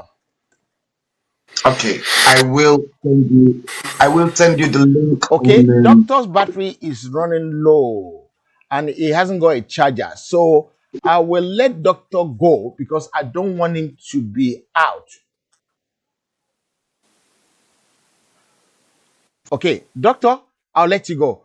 God bless you. And I hope when we call you next time, you will respond to us and you will always love to be part of this program because this program is very educative rather. Do you want to give your Yeah. last word before you go? Yes, actually, I will give my last word, but I will also try and see if I can connect to another device. But if not, that's fine. Now, it is a pleasure, honestly, an immense pleasure to have this opportunity to express my views about the possibility of our two nations emerging to be part of the world community. Is going to happen. It is just matter of time. It's matter of when and not if. Thank you very much, and it is important that we work together. We must work together. We don't. It is not an option because if we work together, coordinate better, and strategize better, we will achieve much. Thank you very much, and I will be glad to appear again if I have the opportunity. Thank you very much. I'm gonna give Doctor a job today. You're gonna be a co-producer of this program. So every Friday we do it so that you can actually supply me with candidates for the screen, and then you will help me promote the GoFundMe that we use in supporting this program we're hearing. On Thursdays is Biafran alone, no Yoruba, Biafran alone. On Friday is both Biafrans and Yoruba together. On Tuesday is Yoruba alone. I'm gonna pin the GoFundMe underneath, and I will send it to you by text, WhatsApp as well. Please, guys, share the GoFundMe. Even if you cannot put anything there, share it. Let it go viral, because that will make life easy for this program to continue. Because obviously, it needs to be funded somehow or in one way or the other. If you have the time, come back to us. If not, please keep in touch and follow the program, review, and answer some of the things. Doctor, it's nice having you on the show tonight. Good night, and have a pleasant time. Thank you, sir. Okay, I'm gonna give it back to these two people that wants to make my day, because they're gonna really make my day. Maybe you want to check what I sent you, Mr. Moderator, Mr. Thomas. Okay, it's you keep talking, and I'm gonna try and bring it to your screen. Yeah. When I flip your screen round twice, you know. No, it is on your WhatsApp. Yeah, I've seen it. Yeah. I'm actually bringing it in now. Yeah, so it might take a couple of seconds. Yes. Now, I'm quite surprised and at the same time flabbergasted that Mazi can be easily bought by the fraud that is perpetrated right inside Aso Rock. Perhaps Mazi is not really aware and is not probably conscious of the high level of information that is in my possession. Perhaps Mazi is not aware that both the major key stakeholders that Mr. Babalola described as the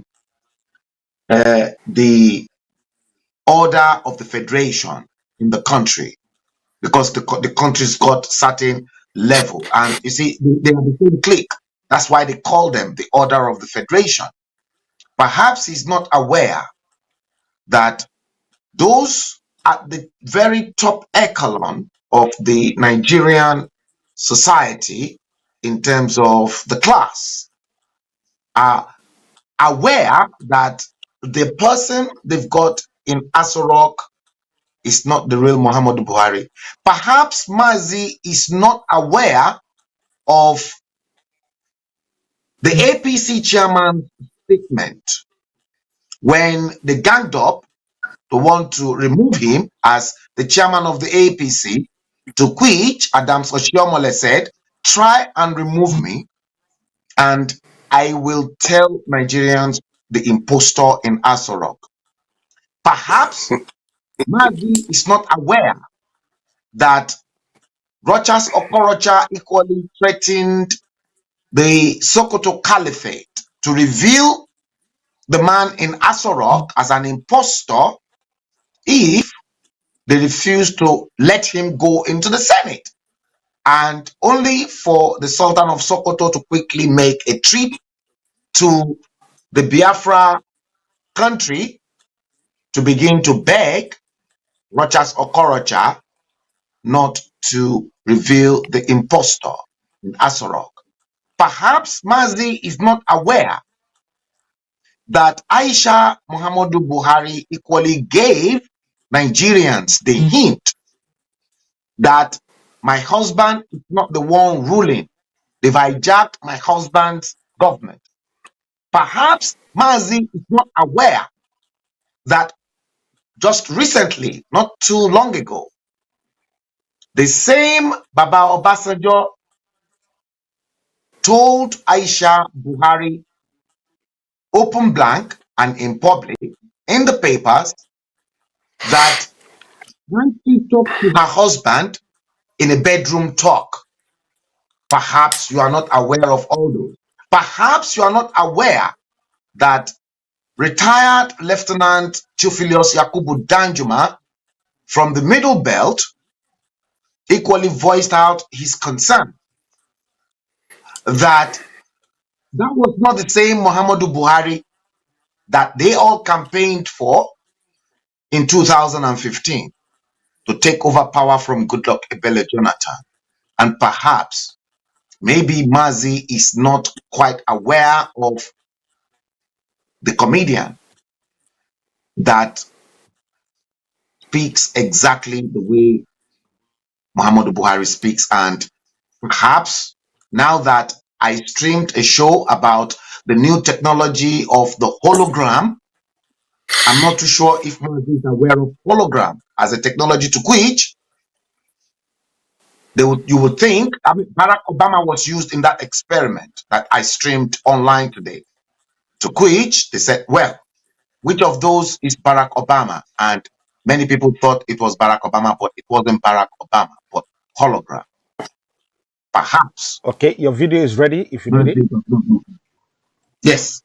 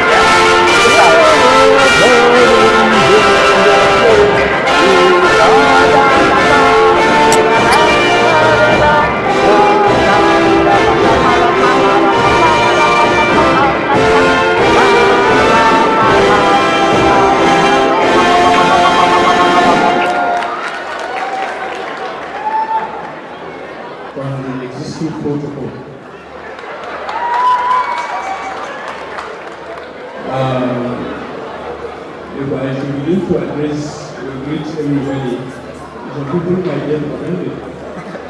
So let me stand on the existing protocol. Many Nigerians have started the normal noise they always make on social media. I started wondering, why is that happening suddenly? Only to realize that Big Brother Nigeria is over. So suddenly their senses have returned. Unfortunately,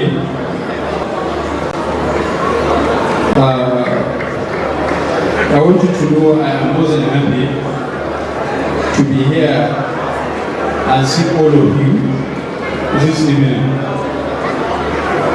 Indeed, it's a great gathering where a lot of people come here to have a relief and ease their burden.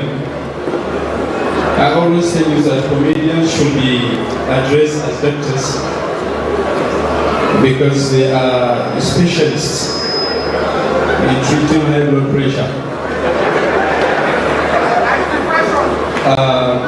You don't need to spend your money unnecessarily. Just get a comedian that will be checking you up time to time. You might not pay up to the amount you spend in hospitals. I know some of you that like a woman will say they are treating their blood pressure with 1,500. Trust me, you will be disappointed with this arrangement. I want to appreciate the governor of Oyo State for the wonderful work he is doing to the people of Oyo State. Kudos to him. I think he deserves a round of applause. I'm gonna put that one there, and I will get back to you in the studio online so that you can continue your discussion. Yes. Now, we've just seen that, although this particular clip, I'm not really picking that voice very well, but there are some other ones that are quite sophisticated. So where Mazi said he dipped that Muhammadu Buhari voice into a voice recognition software, and it showed clearly that it was Muhammadu Buhari. Now, was that the same Muhammadu Buhari that addressed the same Nigerians in his first broadcast, to which he said COVID-19?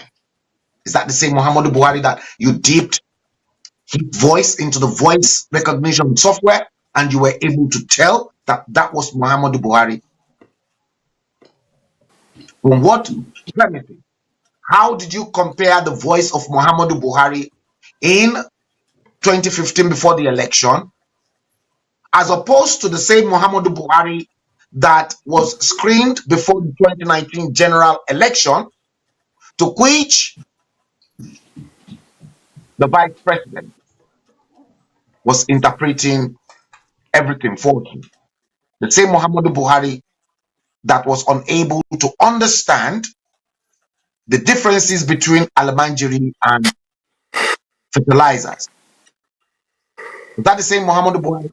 So which of the Muhammadu Buhari's voices, because you've got different for Muhammadu Buhari's resident at the State House, and the death of Abba Kyari had already exposed COVID-19, and the death of Abba Kyari exposed the atrocities at the State House in Aso Rock. Perhaps Mazi is not aware currently that you don't have a chief of army staff. Perhaps Mazi is not aware that 2 people were shot dead inside Aso Rock, only for Aso Rock to come up the next day after my show to say to us that Muhammadu Buhari's bodyguard was shot dead. But I died because he had diabetes. They killed him. They killed him Perhaps before because he had diabetes. The man who's been treating diabetes for a long time, Yeah. and who's been controlling diabetes, Yeah. and somebody who is in that position, and a bodyguard, a retired soldier who's got the best medical facilities in the Nigerian army, just died just prematurely because of diabetes, type 2 diabetes, not type 1, type 2 diabetes that he has been controlling for a long time. Perhaps Okay, Mazi I don't want you does to not know bully the thing. Maxi because you got a big amount, yeah, and you do this for every day for a living. And Maxi is a gentleman. You can see if you put water in his mouth, you're gonna make it there for the following day. So I don't want you to bully him with all your cabals you have online, because you have so much cabals online. Let's give Maxi some chance to actually say one word or the other. Maxi, you don't have to defend yourself. I'm gonna give you the honor because this man is a talkative. You can talk from now to tomorrow to try and justify anything. Yeah, thank God he's not a scientist. He will tell you water is alcohol, and he will tell you alcohol is petroleum, and he will be able to argue it and go out successfully. Maxi, over to you. Thank you. You know, when we meet in this kind of forum, we learn a lot. That's correct, sir. And I have learned from him, and I believe that he also learned from me. You know, when he talked about hologram, I laughed because I wanted, in fact, the question is, was it hologram, Buhari's hologram that addressed United Nations about 3 times now? Was it hologram that addressed AU? About 3 times since the rumor, I think the rumor of his death and burial started 2017. You know, when I did that voice recognition software comparison was 2018. What you do, you can download it. But I think that the one I used then was £13 something. You pick up 3 or 5 minutes from his speech in 2015. Then you can pick up his latest speech. It will give you 90 something. If the comedian you mentioned, if you put his voice there, in the soft recognition software and put Buhari's original voice, it will tell you clear that they are not the same. It doesn't matter whether they sound alike or he mimic the person. It does not matter. Now, let us even go to the newspaper reports. You said Oshomole said this and Okorocha said this. Those things only appeared on all these fake websites. No major newspaper carried those news. That Okorocha said he will expose who was in Asu Rock or Oshomole. Yes. No major newspaper. When all the online news that I saw it were all these fake news online news. I didn't see it on any major newspaper. Okay, To Mercy, the best of my can I knowledge. stop you there Now, for a second? Mercy, you're gonna continue back in a minute. Frank, that's a very big Yeah, blow to you, to your argument. I really want you to explain yourself. The Punch that doesn't like the government, did he carry that news? I'm just Okay, going on keep onto looking. it. I'm gonna give it back to Mercy because this is an educative program, and I want people to get education. Go ahead, Mercy. Mercy. now, when the rumor of Buhari dying and he was buried in Saudi Arabia and one Jubril was cloned and all those things started, don't forget that Saraki was the Senate president. The whole Senate president and the Senate and the House of Representatives were all anti-Buhari people, which they had the opportunity to even remove him. You understand? And remember that Osibanjo himself will also love to be president. Remember that Tinubu will also love Osibanjo to be president. Tinubu in Nigeria is not a little man. If Buhari died and he was cloned, Tinubu will be aware. You understand? Even America, even Trump hates Buhari and his government because he knows that APC was among those that sponsored Hillary Clinton. So he wouldn't have allowed fake Buhari or this clone Buhari to even come to America to address them and all those kind of things. So that this particular issue, we have to look into it because I've discussed this with a lot of people. They said Buhari died here. They took him to Saudi Arabia. In fact, I saw even his diagnosis. You live in UK here. You know the data protection law in UK. That even your own child to get his medical record will be very difficult when in certain instances. Talk less of somebody getting Buhari's this thing, and it was poorly written. How he died and all those kind of diseases where he was treated. I can't even remember that hospital in London, and even death certificate that was also poorly written. So when I saw all these things, I laughed over it. Unfortunately, I didn't know that a lot of people would believe it. So my brother, you have to go and do under investigation. You have to do under investigation because yes, you have some information, but I will advise you do further investigation pertaining this because even within our own struggle, this thing is really distracting us in Biafran struggle because it seems we've abandoned our major goal and we are now dabbling into who is in Asu Rock, who is not in Asu Rock, and we've wasted a lot of time discussing this thing, who is in Asu Rock, and the dates and months and years are going. Our people are still suffering. Our people are still dying of all manner of preventable diseases. Our schools are still in the dilapidated position. Some of them, some people don't even go to school during rainy seasons. So we have abandoned a lot of things and we are concentrating on something that to me is not really relevant because I know 100%, I can bet anything that man in Aso Rock is Muhammad Buhari.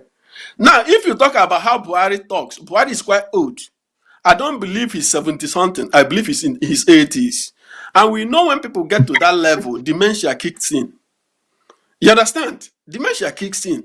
They begin to be forgetful. That is why they don't even allow him to have any live program because they know he is going to embarrass himself and the party. He's quite old. It's because of love of power that he's still there and people around him, they keep pushing him to be there so that they'll continue to steal money. Buhari is quite weak mentally right now. This is my own view. And I believe he could have an atom of dementia. And that is why he cannot really pronounce a lot of things. He cannot really understand many things because of that. It's not because that the person there is fake Buhari. It's not true. Thank you. Mr. Moderator, please check your maybe I'm sending another one now. Okay. Please. Because we want to Yeah. prove to the whole world this one a little bit more. Yeah, you've got two stuff there that I want you to please beam to the whole world.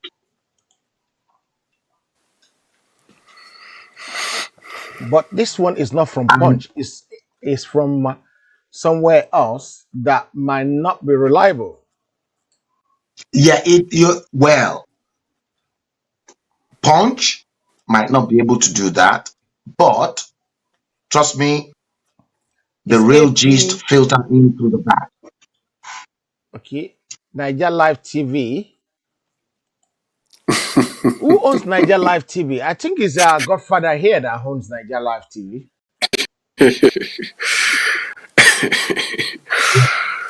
At least you're supposed to see that on premium time, or at least something, even these, all of them. Not all. Mr. Madi in the information service, and I know how they operate, how the cabal and government of Nigeria operates. I know their secret. I have been a victim of their operation. I have been in information service for a long time. And I know if you don't dance to their tune, they will frustrate you, they will frustrate your paper. It's happened. It's happened to me. It has happened to me. So, because it has happened to me, I am in a better position to tell people exactly from how information is disseminated in Nigeria. You think the Nigerian media are free? Let Punch newspaper carry that. Perhaps the editor of the Punch newspaper will be shut down. You think Nigeria is not a mafia country? Nigeria is ruled by the mafia. We all know. We all know exactly what is happening. I've just given you an instance. People want to call it. How come when Abakari died, that there was this tussle and struggle between Maman Daura, Aisha Buhari, and at the same time, Baba Gana Kinkibe? How come? How come that Maman Daura and some other few people wanted to gain access into Abakari's office, and Baba Gana Kinkibe stopped them? And at the same time, Buhari's ADC. We know of this secret. Most of the secret information that happens at the corridors of power don't get through to the mainstream media. Okay, guys, And I'm going to put on hold on that conversation. I'm going to take it away from you guys. We will find another time that it will just be, is Buhari the one in Aso Rock? And then I will bring 3 people that will face you, because you seem to be enjoying your newly founded fame with your cabal online, because I'm sure you're reading their thing. We're going to open the line in some few minutes, but let's give it to Daddy Ajala, and let's give it to Daddy Ajala quickly, because I haven't given it to him for a long time, and I haven't actually replaced Doctor. I'm going to find another man to take Doctor's space quickly. And Daddy Ajala, educate us. Do you believe the man in Aso Rock is Buhari, or you buying into the idea, the fake idea of my big-mouthed brother that always wear blue and jacket because he has all this information and technology at his hand? Go ahead, Daddy. Well, I beg to say something obvious. Okay, go ahead. There's no point at this stage in our struggle to discuss who is in Asorok or not Asorok. We are wasting our time. Mm. The important thing is that that country has destroyed all of us. It has made a mess of even our own brothers. It has made a mess of those who claim to represent us while they are not representing us. What I am much concerned is about to let our people know that we don't really need that country to survive. We don't need the construction called Nigeria, which was made up as a trading post. These are the things we have to start to expound. I don't want to know who is in Lagos. I don't want to know who is in Sokoto because we are collectively deceiving ourselves. Even me here, the real issue is for us to stand up and make it clear the position that that country has expired since 2014 and is living illegally. Whoever is in Aso Rock or not does not concern me, and I'm not prepared to bandy words on that. That's my point of view. Okay, now back to your own thing then. What do you have to educate us with? Anything enlighten us? Because I know you sent me some few map earlier on. Do you want to talk about the map, Daddy? Ajara? Yeah, that map, I had passed it around several communities in Nigeria, even in the north, even to the late Adobayero, stating that you already have an Islamic Arewa Republic. The best thing for us, for everyone to go our own way, so that you develop your own area according to your pace, your vision, and your way of life. Then we develop our own area. If we like, we start using our language, not the colonial language, the slave language, which we seem to pretend to know so much about. I want the average Igbo man to be versed in Igbo language. I want the average Yoruba man to be versed in Yoruba language. So also those of them, like I told the Adubairo, let your people go and my people go. We can now sign an agreement of cooperation to construct certain things that will link us, like the railway and the roads of standard gauge, like we have between Europe and Russia. They changed everything to the standard gauge so that trade and commerce can flow easily across. Even to Turkey, at some point, they have started to make sure that railway from London can reach Istanbul. They are making corrections on the lines. This is the way nations grow. Nations grow on the basis of a common language, common ancestral origin, common vision to life. We don't have that in Nigeria. That's why we keep on bickering who is in Asoro, who is in Port Harcourt, who is controlling this. I'm not interested in that. We are wasting time.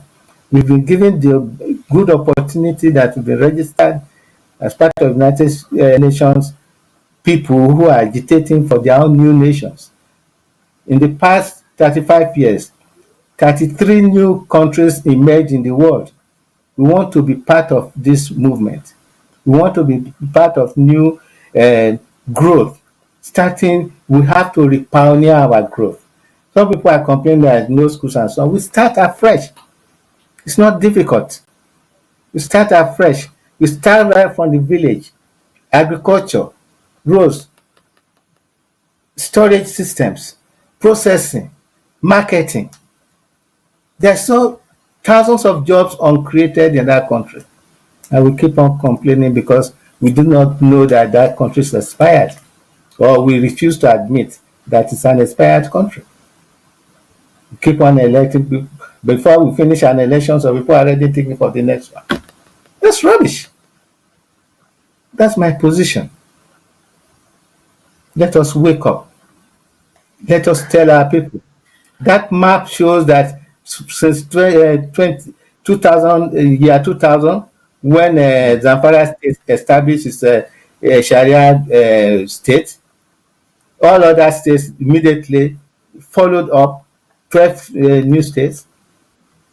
They are all collectively an Islamic republic. You can't go there and behave wrongly. You'll be sent to an Islamic court. Your federal courts don't have hold in there, even though you are told that they still have some hold. No, that's the fact.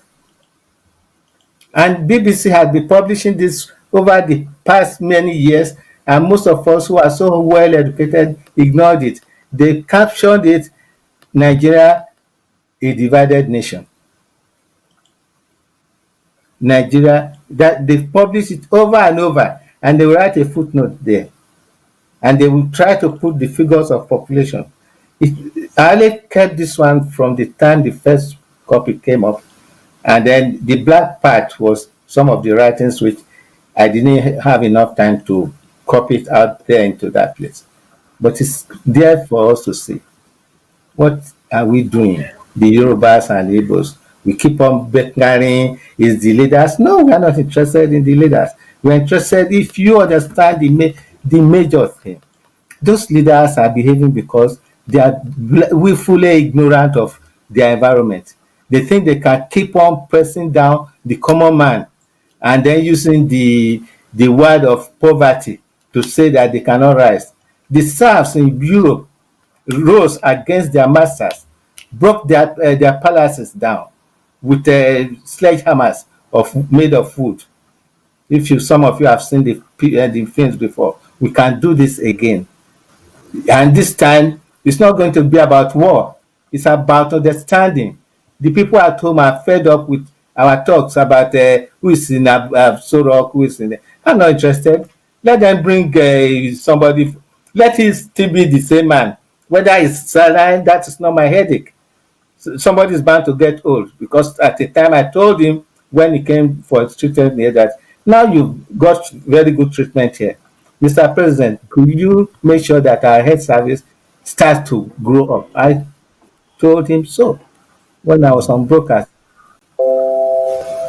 And the Okay. same thing I did to Obasanjo. I've always told them it's not about being a fear. To tell you the truth, no one can touch you. I'm not interested in whether they pack the whole of central bank to their home. We can start from day one and we will grow rapidly. So I want us to have that self belief. Thank you very much, sir. I really appreciate that. It was a I couldn't commend you enough with what people were saying online about what you've just said because everybody is just falling in love with your speech. They even said, and I quote, "Àgbà wà lọ́jà kórí ọmọ tuntun wọ́," that you've done well, Daddy, that you've spoken well. That is, the adult will not be in the market for the baby's head at the back go stupidly. I like to say very thank you. Can I crack a joke before we continue? And I have a gentleman I just brought on because he's been pestering my life. He even threatened me with a gun that if I don't bring him on, that's why it goes dark on the screen. That if I don't bring him on, he wants to come and side. He's one of Frank's baby, so he wants to come and side Frank. He said Frank cannot fight, so he wants to come and fight for Frank. Unfortunately, there's no need for that. So let's go for this joke. I want people online to actually go for an answer. A two-word that can give an answer to this little girl. Let's have a look.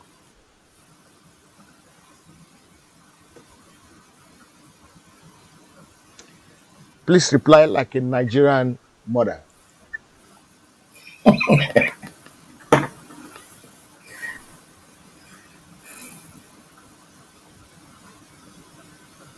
I'm still waiting for it to show up at your hand. Okay.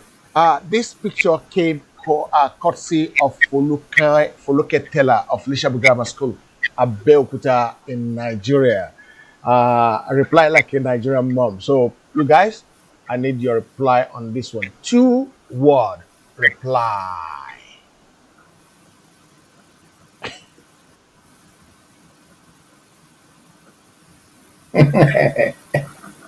No, that's three words. Four words. Four words. Three words. Three words. Three words. Three words. Three words. Three words. smile. We're not looking for smile. 5 words, 4 words. Oh, Oba Matthew is the one that get it wrong. Congratulations, Oba Matthew. Where are you based, Oba Matthew? Please send me your number to Heritage Inbox. I'm gonna bring you in because you have just done something unimaginable. Where are you? You are in Benin, Nigeria. Please inbox me quickly. Let's have a quick chat. Yeah, let's have a quick chat. Thank you very much. Okay, we go back to our discussion of the day. Sometimes you have to crack the joke to make the day flies. Gentlemen, you are here already, so I'm gonna give you like 2 minutes to say something. If you don't say anything reasonable, I will vote you up myself. But actually, I'm gonna give you 30 seconds. Go ahead, say something to us. Let's listen to you. And your time start now. Hello, everyone. Yes. Hello, everyone. Hello, Frank. Go ahead, 30 seconds. You only got 20 left now. Okay, yeah. Please, I want to respond in respect of the man that said he doesn't believe that Buhari is dead. And You want to say the man or having the said uncle? that, Wait, you want to say the man? Look, I command respect here. You have to respect the elders. You can't call him a man. You have to call him uncle. okay, I'm sorry, Mr. Moderator. The uncle Yeah, that's better. that, yes, please. I'm sorry about that. I'm sorry, sir. Okay. So, please, I want to respond to that because, you see, this issue of Buhari is not something that we will see as if maybe the media cause there are fake news. But I want to take us back to when the news started flipping in the air. There's a particular man, I think his name is Eric Joyce. Those in the UK, United Kingdom, should know better about him. Former member of the parliament. He was one of the first that broke in that news. And when he broke that news, he said something. Now, Nigeria government refuted it, that it's a lie. Now, he now retweeted via his Twitter handle that he has a credible evidence to support his claims that if Nigeria government feel otherwise, feel maybe he's giving a fake information, that the Nigeria government should sue him. But till date, Nigeria government have neither responded or any attempt to sue him in respect of that. You can imagine such word, a word of such credibility, for him to make such assertion and also tell the Nigeria government to sue him if they believe that the information is fake. Until date, Femi Adesina, Garba Shehu, and also the Nigeria control media have not find it possible to say, okay, let's revisit this issue. So don't you think something is wrong somewhere? So why has the Nigerian government not challenged Eric Joyce in respect of that statement? Why? Why has Nigerian media not been able to air it? Of course, they cannot air it because they are being controlled by the Nigerian government. It's not possible for them to start digging into it. Now, having said that, you talked about America, that of course Trump hates Buhari. Based on that, he wouldn't have allowed such person to be there. That, from you saying that, it means that you don't even understand international politics. Let me also take us back to, there's a particular journalist, a Saudi Arabia journalist that was killed a couple of years back in Turkey, in Saudi Arabia embassy in Turkey, by name Jamal Khashoggi. It's so blood to the world. The information is so clear. Somebody entered an embassy and all of a sudden disappeared. There's overwhelming evidence that he was killed in Saudi Arabia embassy in Turkey. But yet, did America say anything? Till date, what has happened?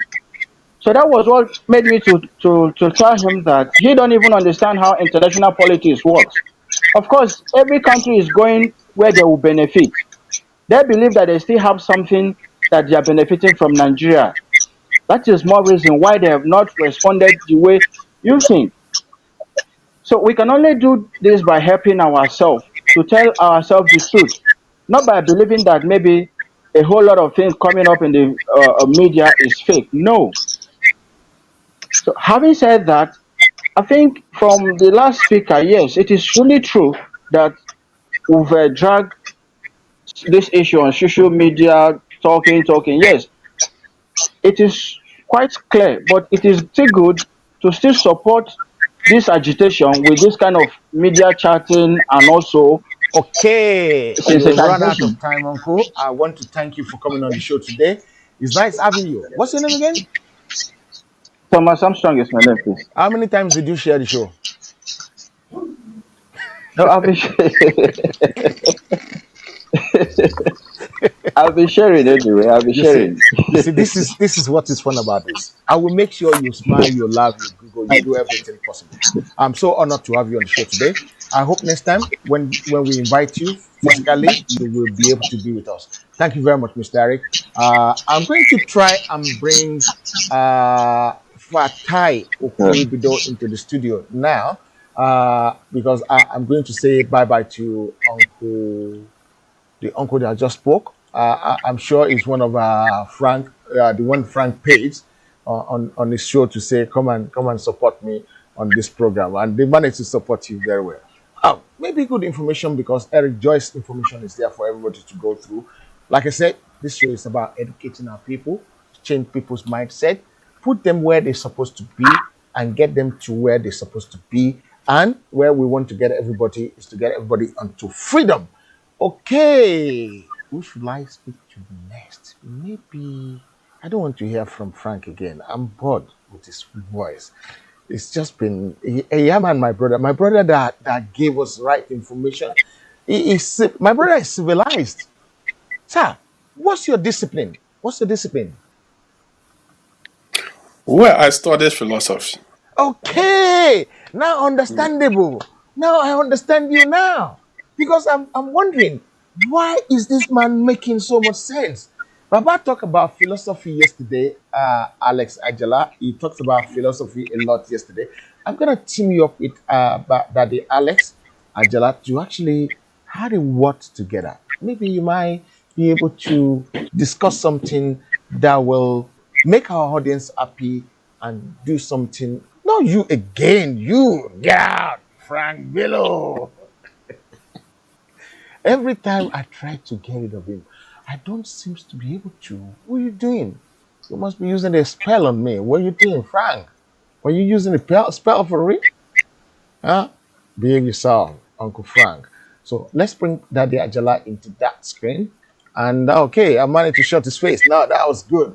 I know your fans won't like that, but at least you're gone for some time. Daddy Ajala and Uncle Mazi, you are both on now. Can you say hello to each other and start a conversation?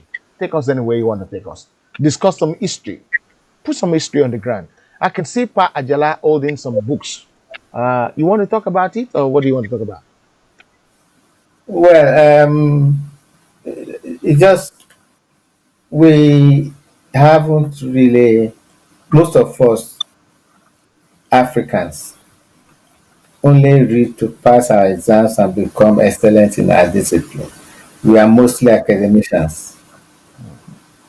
We are not intellectuals. Why do I say this?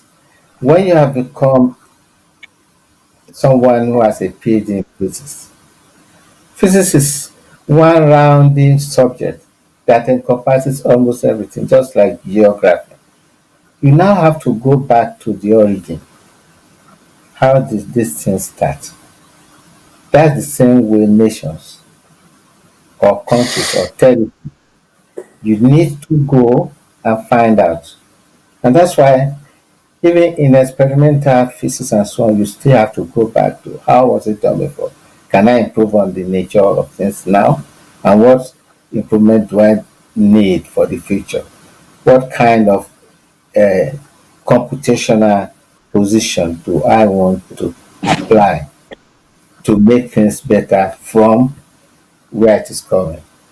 And that's why simply you have what some of our elders back home say, yesterday, today, tomorrow. It's very important in life. Because I kept on asking some young men who say, let us leave history apart. Then I said, can you leave your birthday apart? Is it possible? Because that beginning is self-history. And this is the history of every other one. It's even the history of a tree that is planted from a seed. And that is why the African tend to maybe become so willfully blind to the issues around him and play around words on things that are not very important. Like, do we ask ourselves why corruption? Why are people stealing money? Why? All we know is, that man stolen 200 billion and all that. Ask yourself why. Are there reasons that it happens? Are there reasons that it may not happen again that we could exploit?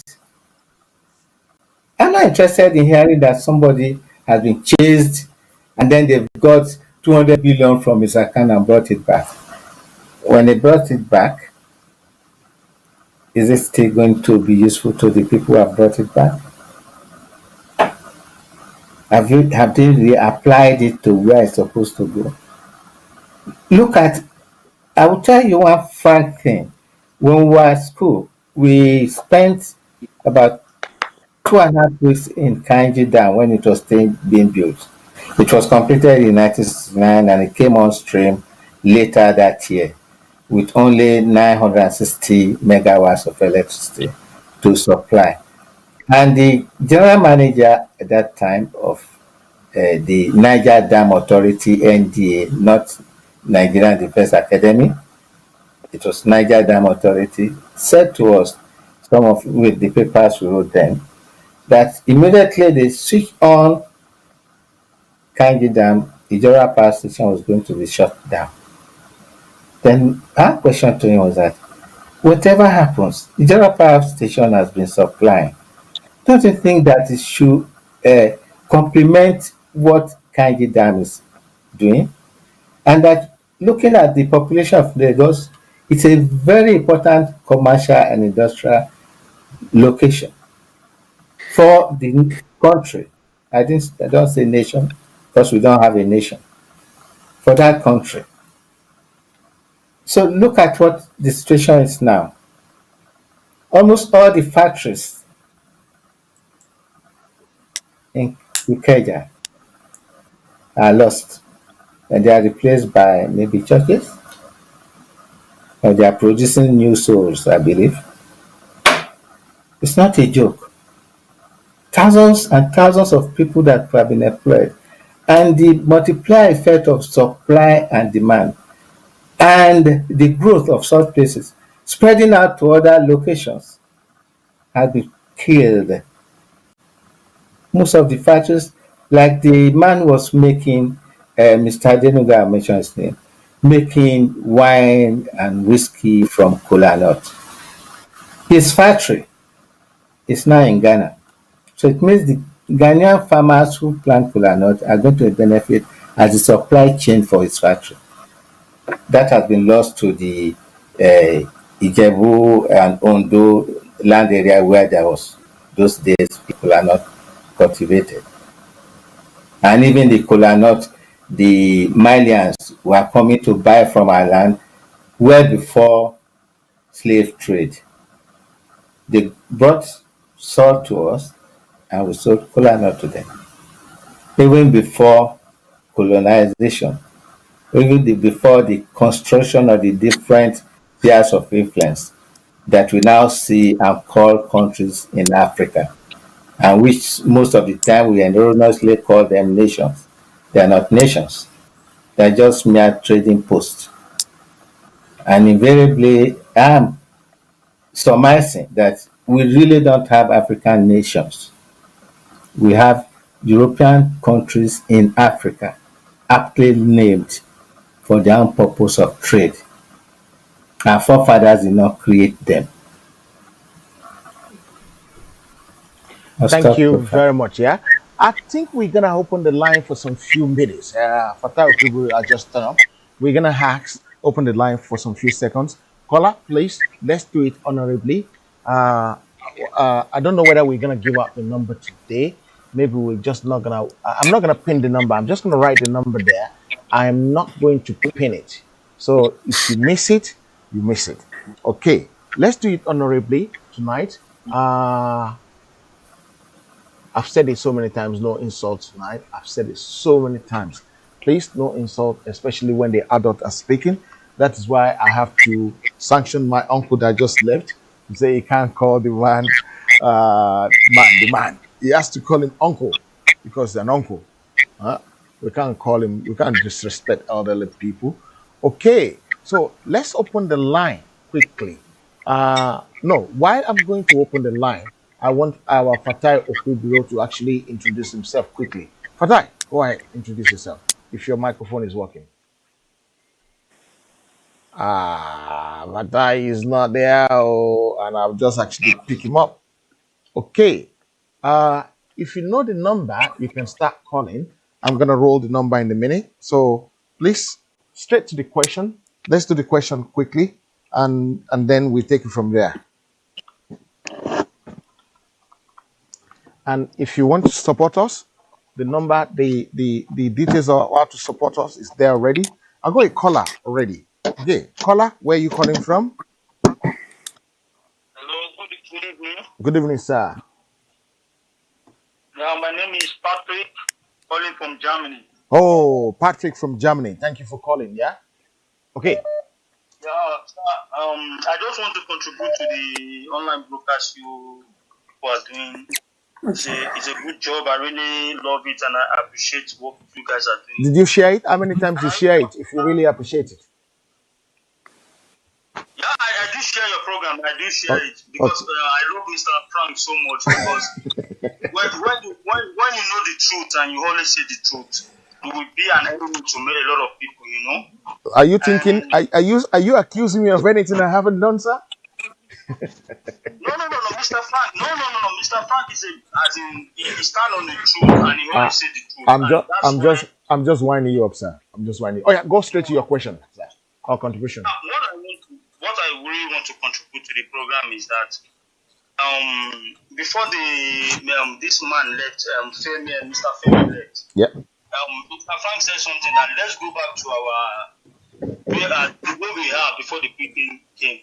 You understand? And the man trying to twist everything that Niger Delta or 15. What is the meaning of Niger Delta? Can he Google it? And what is going to bring for him? Okay, so I will help him to Google it while you're talking. Yeah, go ahead. Yeah. Okay, sir. What I really want to say is that we have three. If they want to divide the country now, we just have Oduduwa, Ariwa, and Biafran Republic. You understand? But what I'm trying to say is that Mazi, the man online with you, Mazi, you know the truth, but you don't want to say the truth. Did Buhari have hole on his neck before? No. The answer is no. Aisha Buhari have came out 3 times. I've said with Yoruba, and Yoruba do say that because I grew up in Yoruba land and I understand Yoruba very well. And where are you from, sir? Where are you from originally? I'm from Biafra land. I'm from Evang State. Nice one. Continue. Yeah. So everyone know the truth. Even Femi Adesina came out and say it to declare that even what Adesina said, Femi Adesina said online with the radio station that called him. There must be even if that happened in another country, revolution will take place immediately. Because why are you deceiving over 2 million people for many years and no one is saying the truth and everyone know the truth and no one wants to say the truth? But I really enjoy your program, sir. Thank you. Keep what you are doing. And what I want to say is that people must say something bad on the platform. People must comment. You comment different kind of thing. Because if I'm not okay with someone, what someone is saying, I have to comment that is wrong. So that is normal thing. Thank you, sir. God bless you, my brother. Thank you for the correction, sir. Next caller, quickly. Go ahead, yeah. You need to turn your system down, sir. Okay.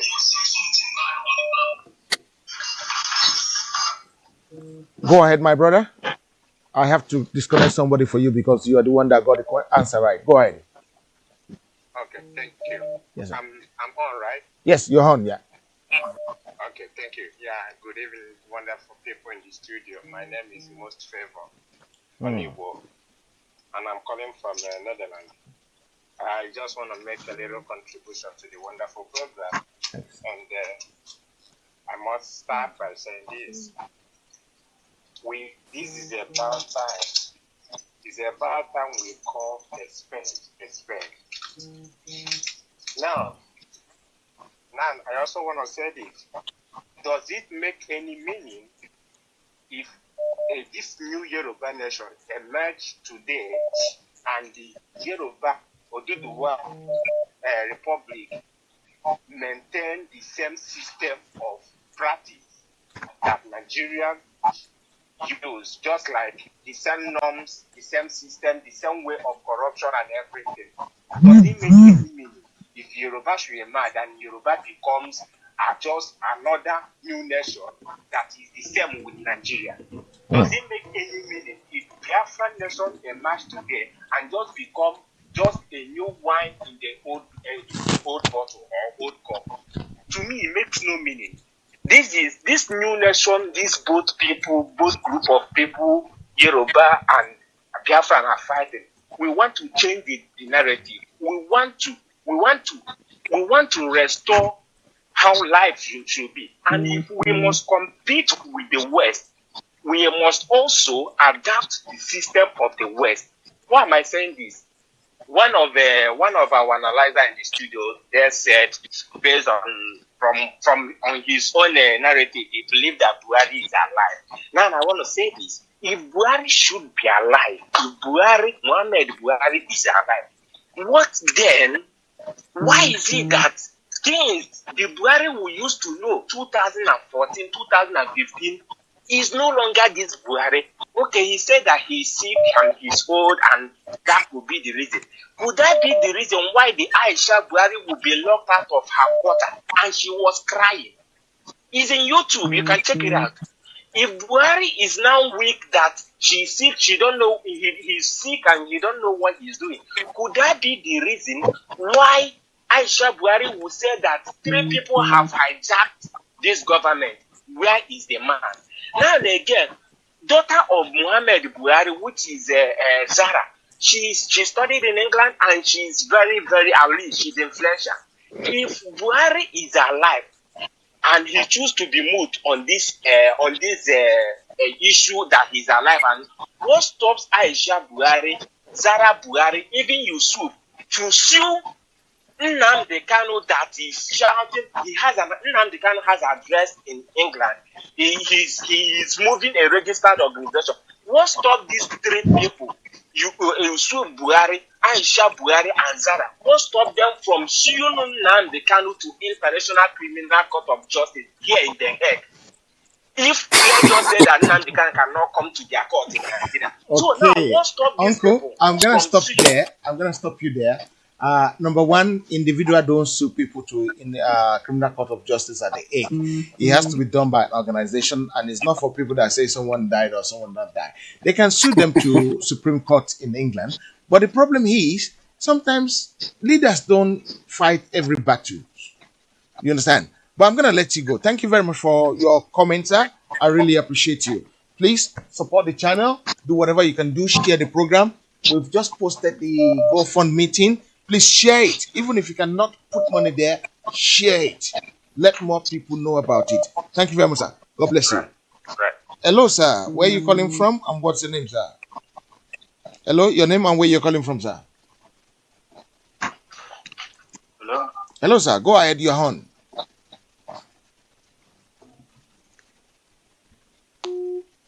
Okay, if you call and you don't want to talk, it's not good enough. Okay? Okay, I think it's what's stop messing about. Go ahead, sir. You are live on Everyday Television tonight. What's your name and where you're calling from? Hello, my name is Adisa. I'm calling from London. I'll just go straight to the point. Thank you. Thank you, everyone on the program tonight. I just want us to be a bit objective. See, nobody can confirm for sure that the person in Aso Rock is Buhari or not. We're just guessing. It's all a guesswork. However, there's a research carried out by three people here in the UK. David James Robertson of the University of Strathclyde. There's another person, Alice Towler of UNSW, and a person called Jen Sanders of London School of Economics. The research was about what they call the hyper-reality mask. And the hyper-reality mask is extremely difficult to spot. If you wear the mask and you put the real person and the person wearing the mask together, it's difficult for you to identify who is the real person and who is the fake. And that's how far technology has gone. Having said that, there's also a technology called voice AI.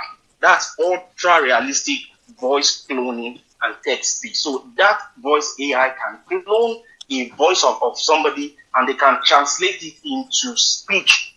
So for example, the speech by Buhari, you can use the voice AI to make that another person sound exactly like Buhari. That's how far technology has gone. Having said that, it is possible that the person in Aso Rock is still Buhari, and the only reason why they are shielding him is because he's demented. And he will embarrass himself, he will embarrass APC, and he will embarrass the whole political circle. And Thank you very much for your contribution, sir. We really appreciate that. Thank you very much, sir. Guys, if you call again, don't talk about Buhari alive. Buhari is not alive. We're tired and sick of that. Let's talk about how to find solution, drive solution to our problem instead of talking about Buhari. If you call in now to come in, if you talk about Buhari, I'm just going to cut you off straight away. Sorry for that, Uncle. Your name, where you're calling from, please don't talk about Buhari. Let's talk about ourselves. And turn your system down, please. Go ahead. I should hold on. No, go ahead, but turn your system down behind you. I should go on, sir. Yes, go on, but turn your system down. Yeah. Go on. I've turned it down already.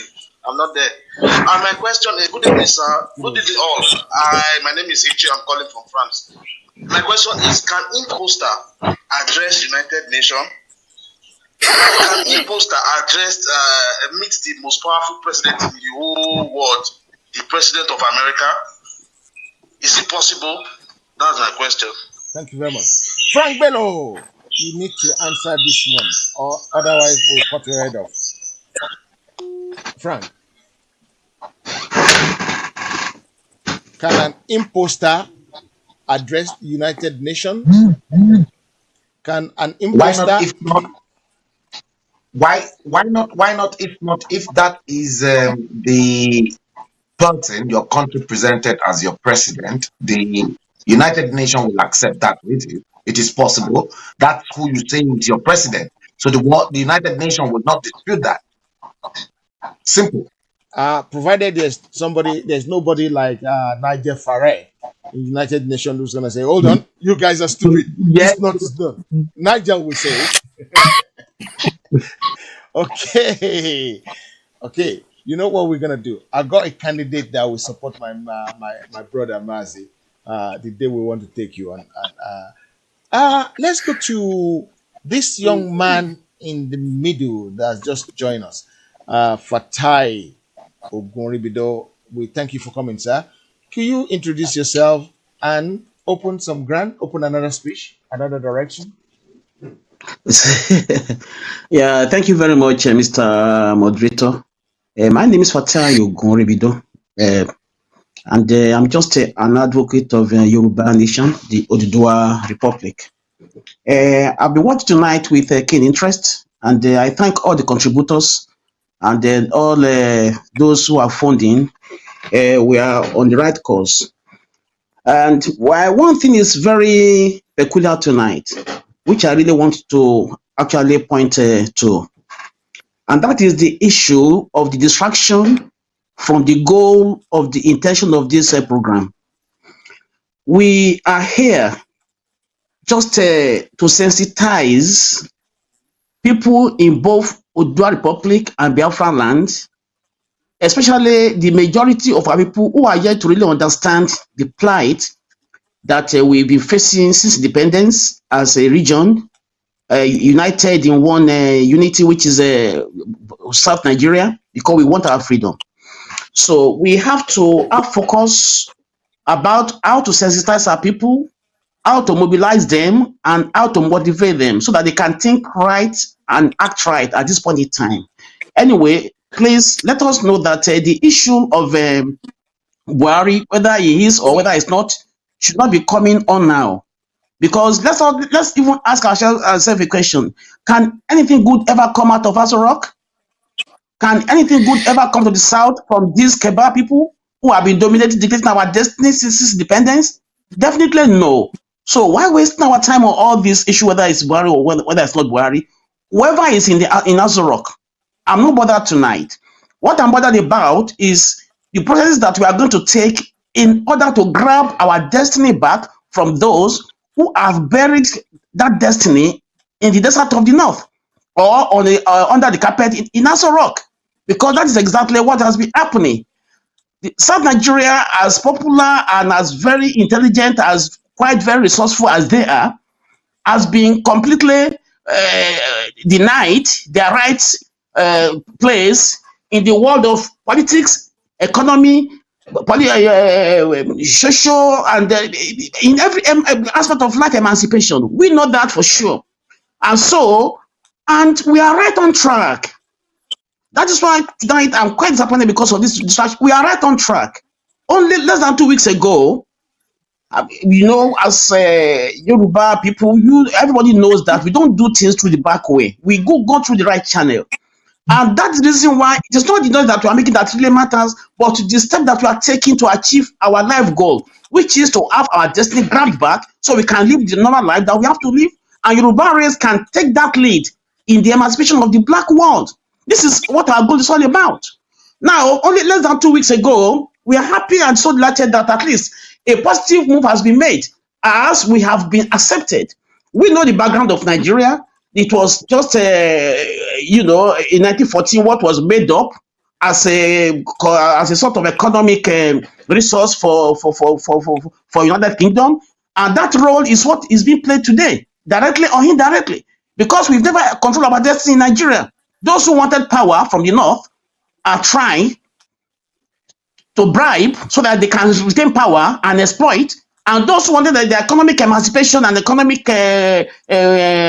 progress are trying to use them as stooge in order to make sure that whatever they want in Nigeria, they have. So we are in conspiration. We don't want to talk about Buhari anymore. Let's move on.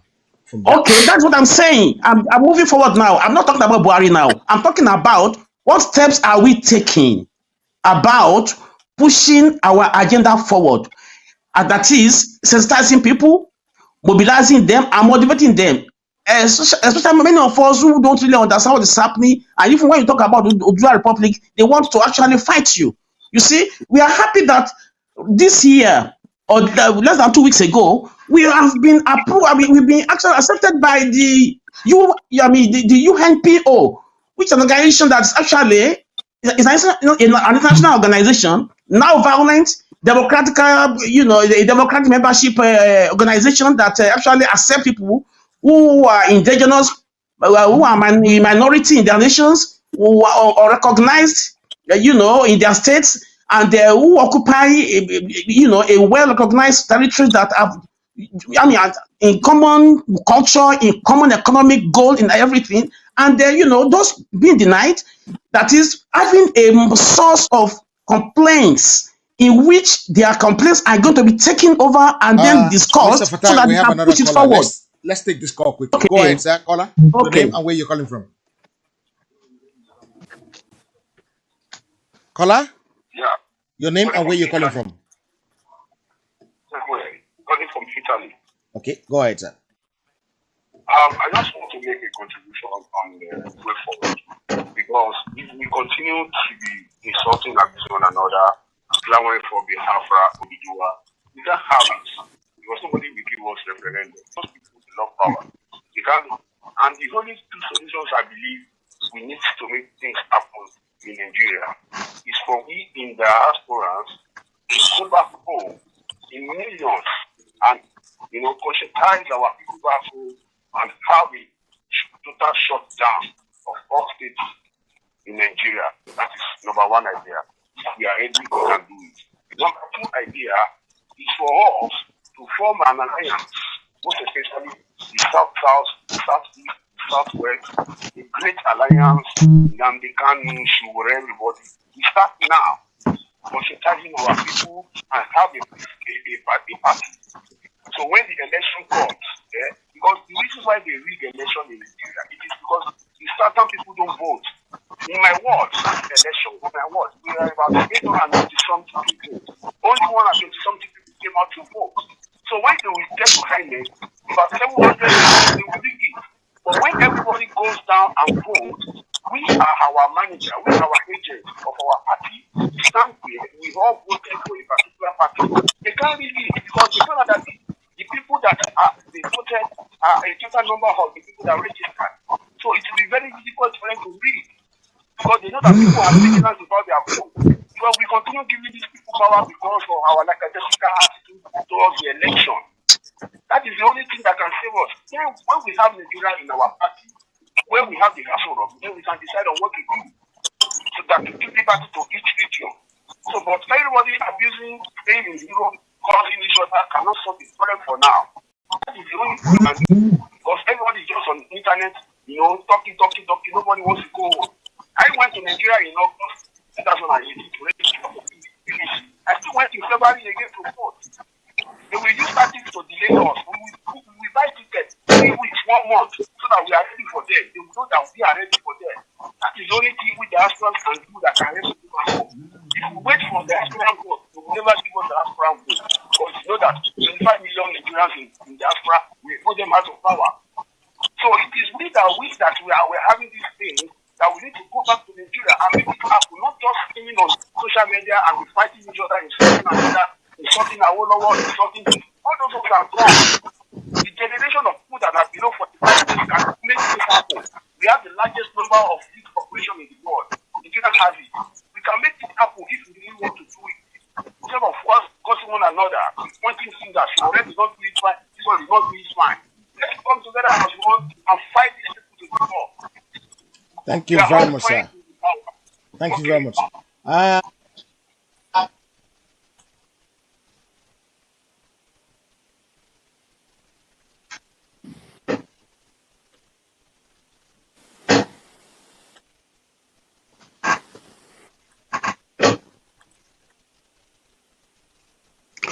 Yes, are we still online? Sorry, someone called just now. Someone sent a message, a message online about Aremo. His name is Aremo Tunde something. Could you please? Salam. Yeah, he's a blind promoter. Yeah, I know him. He's my friend. Yeah. Could you please call the studio number, and I will bring you onto the show because we want to try and educate ourselves. If you can, we can argue it out and see whether we can learn from you and take your idea, or you can learn from us and take our idea. I think Daddy wants to say something. Daddy, go ahead, sir. To go and rest now. But I want last speaker, the young man spoke. He thinks the election is the answer to, because that's the summary of what he's saying. Even if everybody start go to vote, what has happened from the beginning, which is not about insulting the Awolowo or the Zekans. There are some fundamental mistakes made from the Ibadan Conference of 1952, 53, and all those years. The constituency distribution was not right. It was looked back to the history of 1959 election, which is still the same play they are using. The North was given 168 seats. If they are voting in one of the constituency, you will still win against your 100,000 people if they vote. So, young man, it's not about election, people not attending and so on. People have seen beyond the small screen.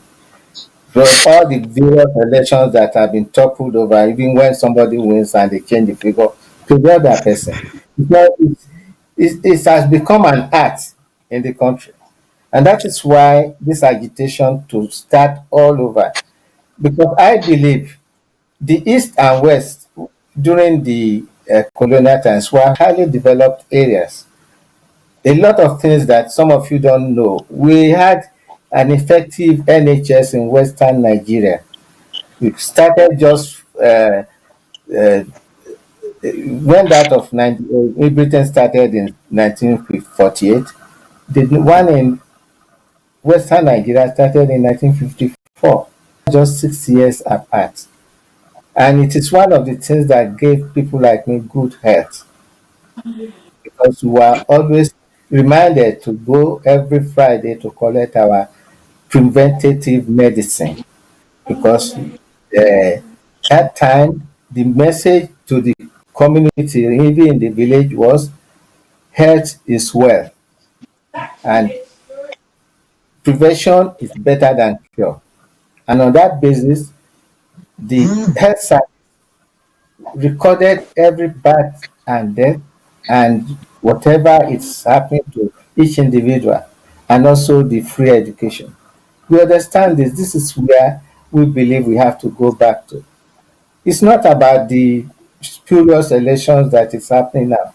Even if we say, okay, let us go back to another election tape, it's still going to be the same result because there are more electoral seats in the north, which is wrong in the first place. And if you look at the population of the West as at that time, 1959, it was the most populous section of Africa, the Western Nigerian area. And it was the area where you have the most cities in Africa. Yet it was given only 57 seats if you want to take down the figure. And the North was given 168, and the East was given 77, and the rest was left for the colony. The total was 312. And there was a song then when the election was completed. 62 seats were returned unopposed in the North because I don't blame them. We agreed because some of our leaders who thought they were intelligent enough decided that to bring them into the so-called continuation of Nigeria, let them have this number of seats.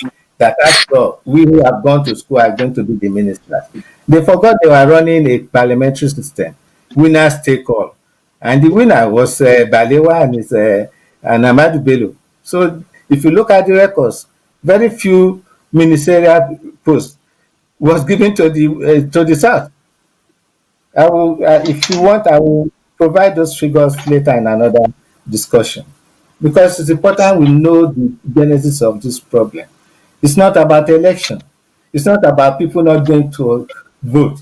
I left London in 1982, August 9, to come and vote in Nigeria for the presidential election of August 10, only to get there and I was told that my vote had already been cast. What do I do? So I rest my case. It's not about election, my young man. It's not about Okay. everybody going to vote. Thank you. It is Thank you very much, not Daddy. Yeah. to solve the problem. The case is that we should dissolve this amalgam that has expired.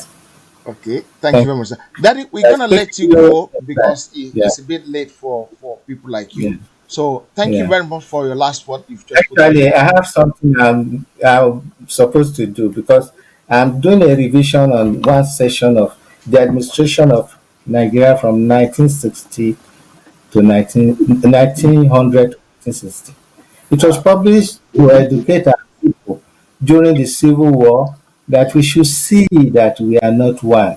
It's Mm, clearly written there. But we open our eyes, we don't see.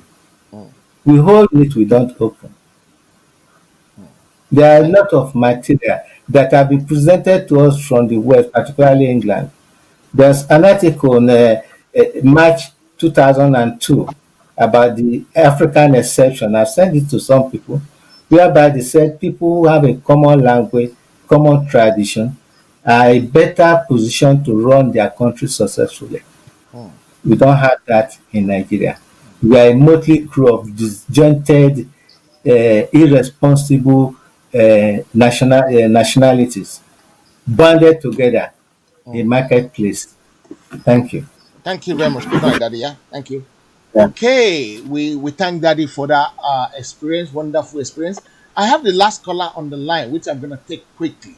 I'm gonna take the last caller. We're gonna, after taking the caller, we watch a video and then we will close the show for the day. Caller, go ahead, sir. I'm Mr. Kennel Ernest from South Africa. Firstly, I want to comment on the last caller talking about the election. That's one thing some people fail to understand. One, Nigerian election are only won by numbers. And if we go according to the caller, the opinion, to protect your jurisdiction, fine and good. You can protect your jurisdiction, but you cannot protect the North. Understand me? If there is a electoral reform in Nigeria, for instance, if we are going by election, let's get our own person in power, then let's have electoral reform, number one, in the sense that before you can be a president of Nigeria, you need to win a certain percentage of vote from every region. You understand me? That one aside. But for me, I don't believe that election, PVC, can take us anywhere. Because the system are corrupt, the system are not well structured, the cabals will still manipulate the whole system. They have the government, they have the electoral system, they have the INEC leader, they have everything. So that one is apart. The election for Nigeria is not taking us anywhere, whether they like it or not. And secondly, I want to refer back to what Mazi that left spoke about Buhari or no Buhari. No, Mazi hasn't left. He hasn't left. Yes. Okay. In the first place, Mazi is supposed to know that there's no way a sitting government will allow some certain news to go out.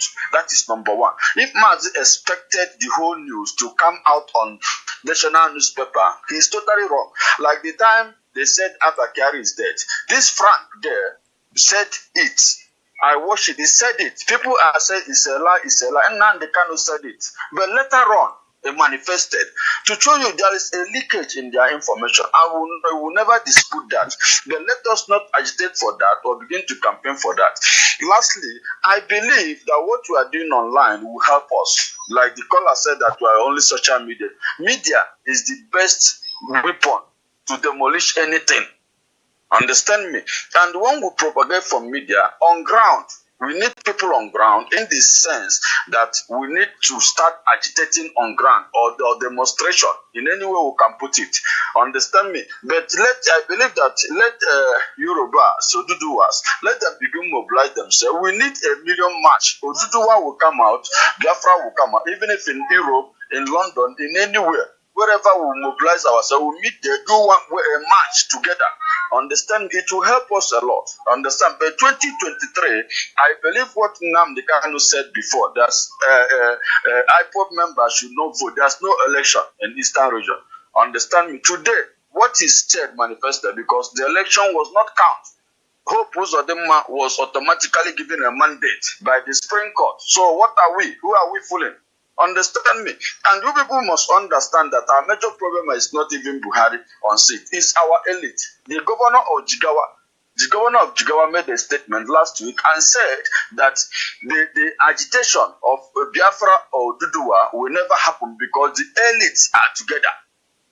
It makes a very big sense. Understand me? Those elites are the people frustrating the movement because they want to maintain the power. Because they know that once Oduduwa or Biafra emerge, they are going to leave the country for us. Or they surrender all their stolen wealth, including their family. So they know the challenges ahead. And they will try to do everything to frustrate us. But one thing I always tell my Biafran agitator is this. We're supposed to learn. Understand, everything is not about whatever propagated by our spring leader. We learn. When we learn, they will go back. The leaders should go back and digest every opinion. Every opinion matters a lot. But sometimes I see the write-up, everybody was angry. No, this is a new platform. Bringing ideas together.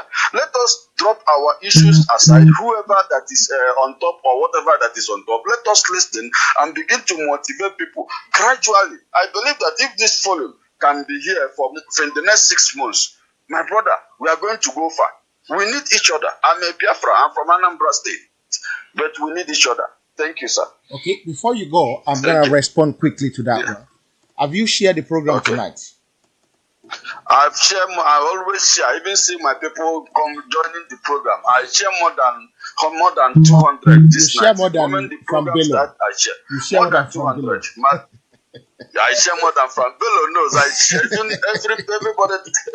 that comes to this platform. I always share. I love it. Okay, thank you very much. You know what you said that amazed me. You said this is a new platform, and the way we're handling it is completely different because everybody has their own means of doing it, and with us all working together. Mayegun will do his own beats. Heritage will do his own beat. Frambello will do his own beat and his own beat and his own beat and his own beat. Ayo Ogundi Citizen will do his own beat. Clayton will do his own beat. Simon will do his own beat. William the Cardinal will do his own beat.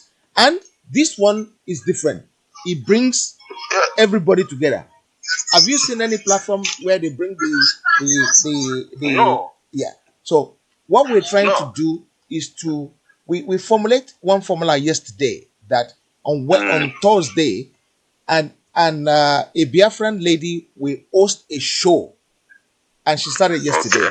For the first time, she has never been in media. When I was telling her on Wednesday that she's gonna start a program tomorrow, she felt like crying. She felt like running away. I watched the program. Yeah. And she did it so good. So good, Yeah. So what I will say to you guys is that please share the program, share the GoFundMe yes, I do. it and support it as well. So that way we can keep it going. And you know what we're trying to do? As soon they better lock Nigeria down forever and ever. Because as soon as the lockdown is over, we're bringing a system to Nigeria that people will be able to hear this on their radio. It won't be internet thing alone anymore. Because we don't want to be a situation in which we get to Nigeria later on and people are saying, who are these people? Because they didn't have internet to listen to us. So we're formulating that formula. As soon as the lockdown is over, we will be on ground in Nigeria to make sure that this is being listened to. They can do anything they like. They can't catch this one. This one is there to stay. And the quality is going to be super. Thank you very much, sir. The app will start working probably from tomorrow. The app will be on. The Heritage app will be on probably tomorrow because I believe it's been finished. We've made all the necessary adjustments. And we're going to have podcast, this one in audio as well. It won't be audio and video alone, so that people that doesn't have internet can enjoy it even better. Thank you very much, my brother. Good night. Thank you. Thank you. No more call for tonight. The gentleman actually called direct. Wow, from abroad. Wow, thank you very much. Okay, no more call for tonight. What we want to do is to watch this video, and then we debate on it a little bit, and then we close the day. Because I can assure you, Maazid doesn't know it's gonna run this long, and I really, really appreciate him. You know what? I only tell him about 7:30 about this show, and he makes it. If you tell Frank 2 days ago, he wouldn't even make it. I'm sure about that. Yeah, but Mercy is a wonderful man. He amazed me. I'm just looking for the video, and I don't know what happened to it. Has it been lost in transit? That's a bit strange. Okay, I found it now. Okay, let's watch this video, guys. That was $1.50. The naira was almost £1 They came here, persuaded some brilliant men from Harvard and the World Bank that weekly devaluation was wonderful. 32 years of devaluing your currency until we hit 527. And they were still telling us that the naira was still overvalued. That brought poverty, misery upon us. Then interest rates went to 30%. So nobody could build a factory, produce anything, or create jobs. Because every time you bring in a shipload of rice, you also bring in a shipload of unemployment. Because you are transferring your wealth to sustain other economies. Somehow, Nigerians didn't notice it. So we became a nation of importers. Toothpicks. Each year it cost us $18 million. Importing toothpicks. Tomato paste, $400 million. So you talked about tomatoes now. One basket in town now is less than 2,000 naira. The farmers are losing money because the processors don't have enough funds to set up factories. They are going to do tomato paste. It's food grade stainless steel. You can't just use anything because you'll be putting poison in people's stomachs. 2 factories have started off. I believe by the middle of next year, we can comfortably tell importers of tomato paste to stop. But when you do, you make enemies. Even the rice we're trying to reduce, we have enemies, heavy enemies, people who can kill if they have a chance, because you're spoiling their business. And let nobody take it lightly. These guys have seized this country's economy, they've taken us hostage, and they have no intention of giving up. Because this is a huge market, a very sweet market, and they have taken control. And I'm saying it because I have been in this business for 41 years and I can tell you some history. Abdullah Adamu is here. Import milk, sugar, toothpaste, handkerchiefs, pencils. We don't make. To cure Nigerians of that malady will take a while. It will take a strong government. That's the story of imports. Now, I read a story recently in the newspapers. The French ambassador, the champagne ambassador in Nigeria, gave an article to The Guardian. He said Nigerians love life. We are the biggest consumers of champagne on planet Earth, more than the French who make it. There are parties you attend in some places where they only drink champagne. Of course, the individual is free to spend his money, but his money comes from Nigeria's commonwealth. So on imports, it will take a while for us to get used to local goods and accept that we should consume what we produce and produce what we want to consume.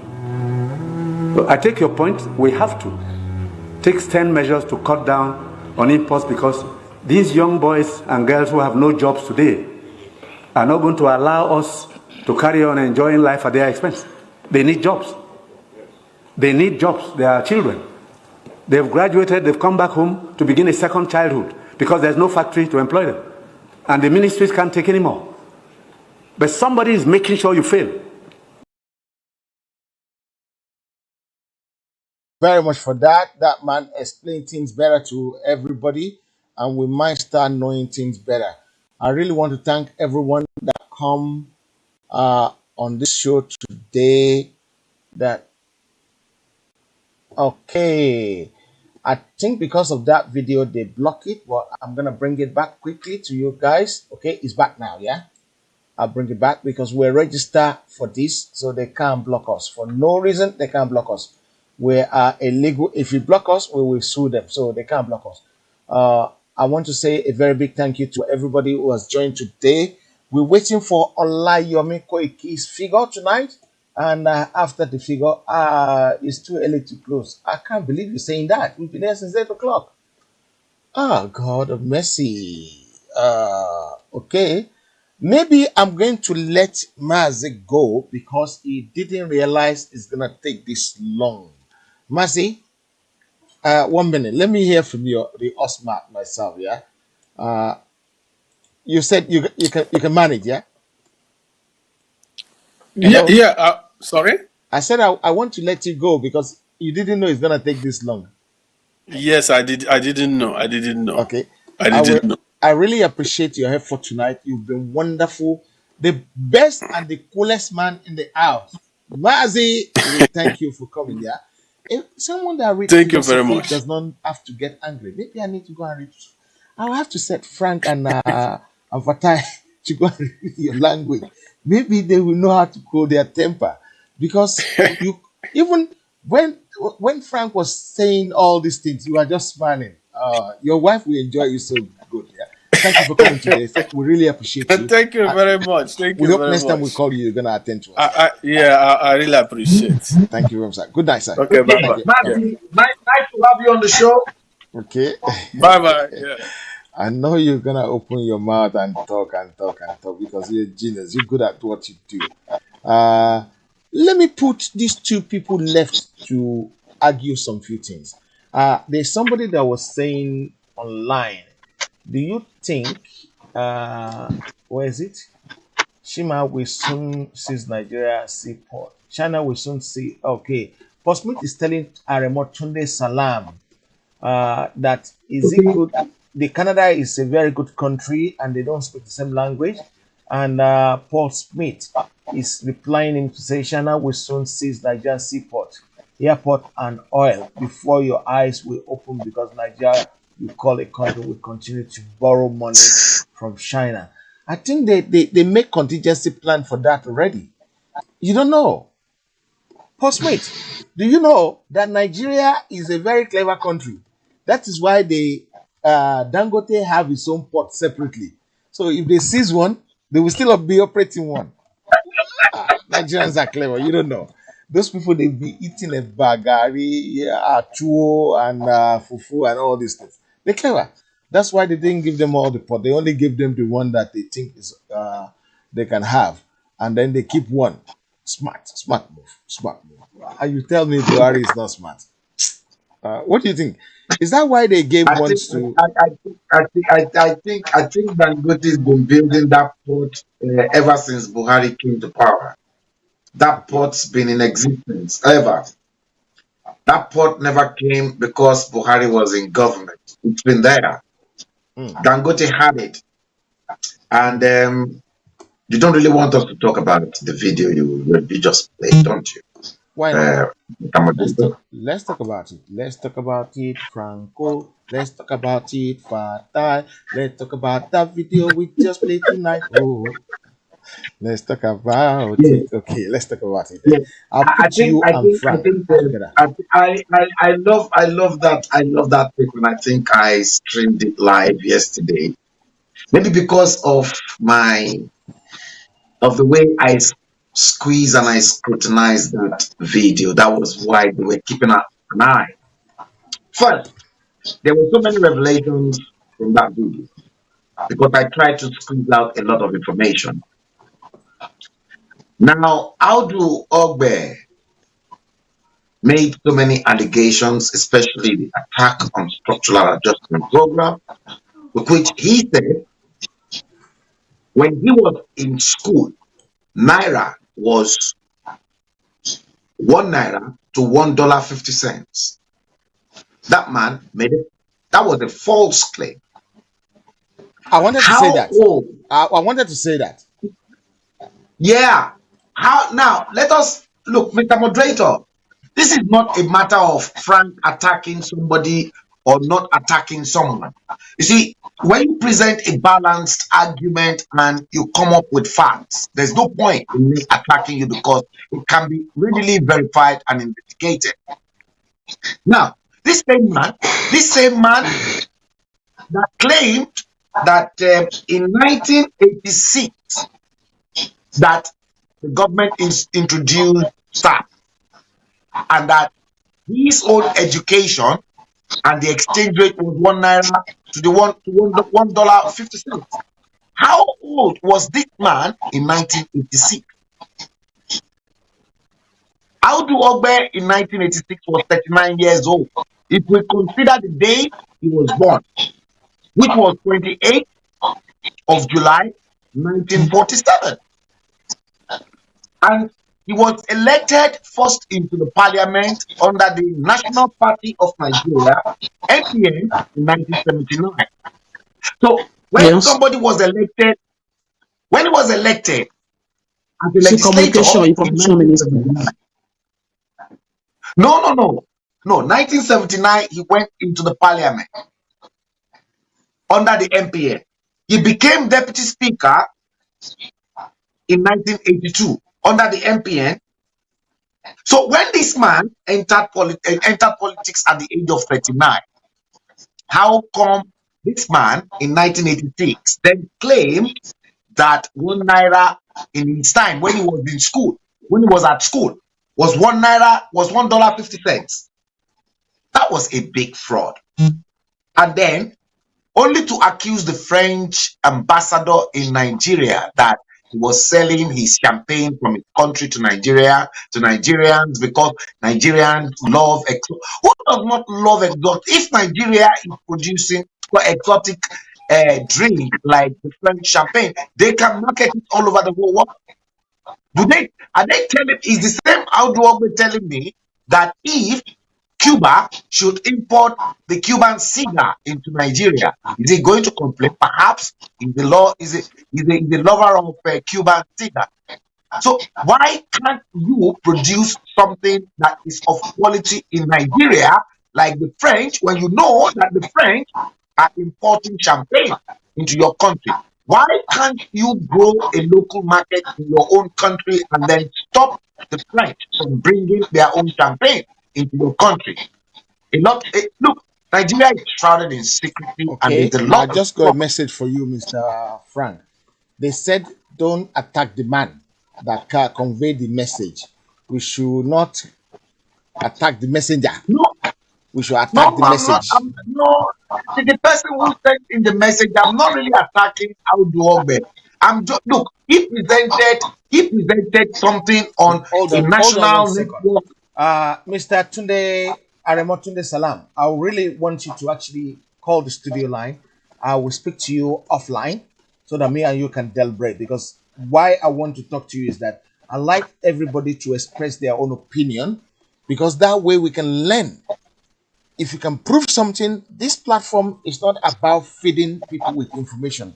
It's about trying to convince the other. You might do a good job of convincing me, right? And I will protect you. If you want me to darken your face, I will darken your face so that people don't see you.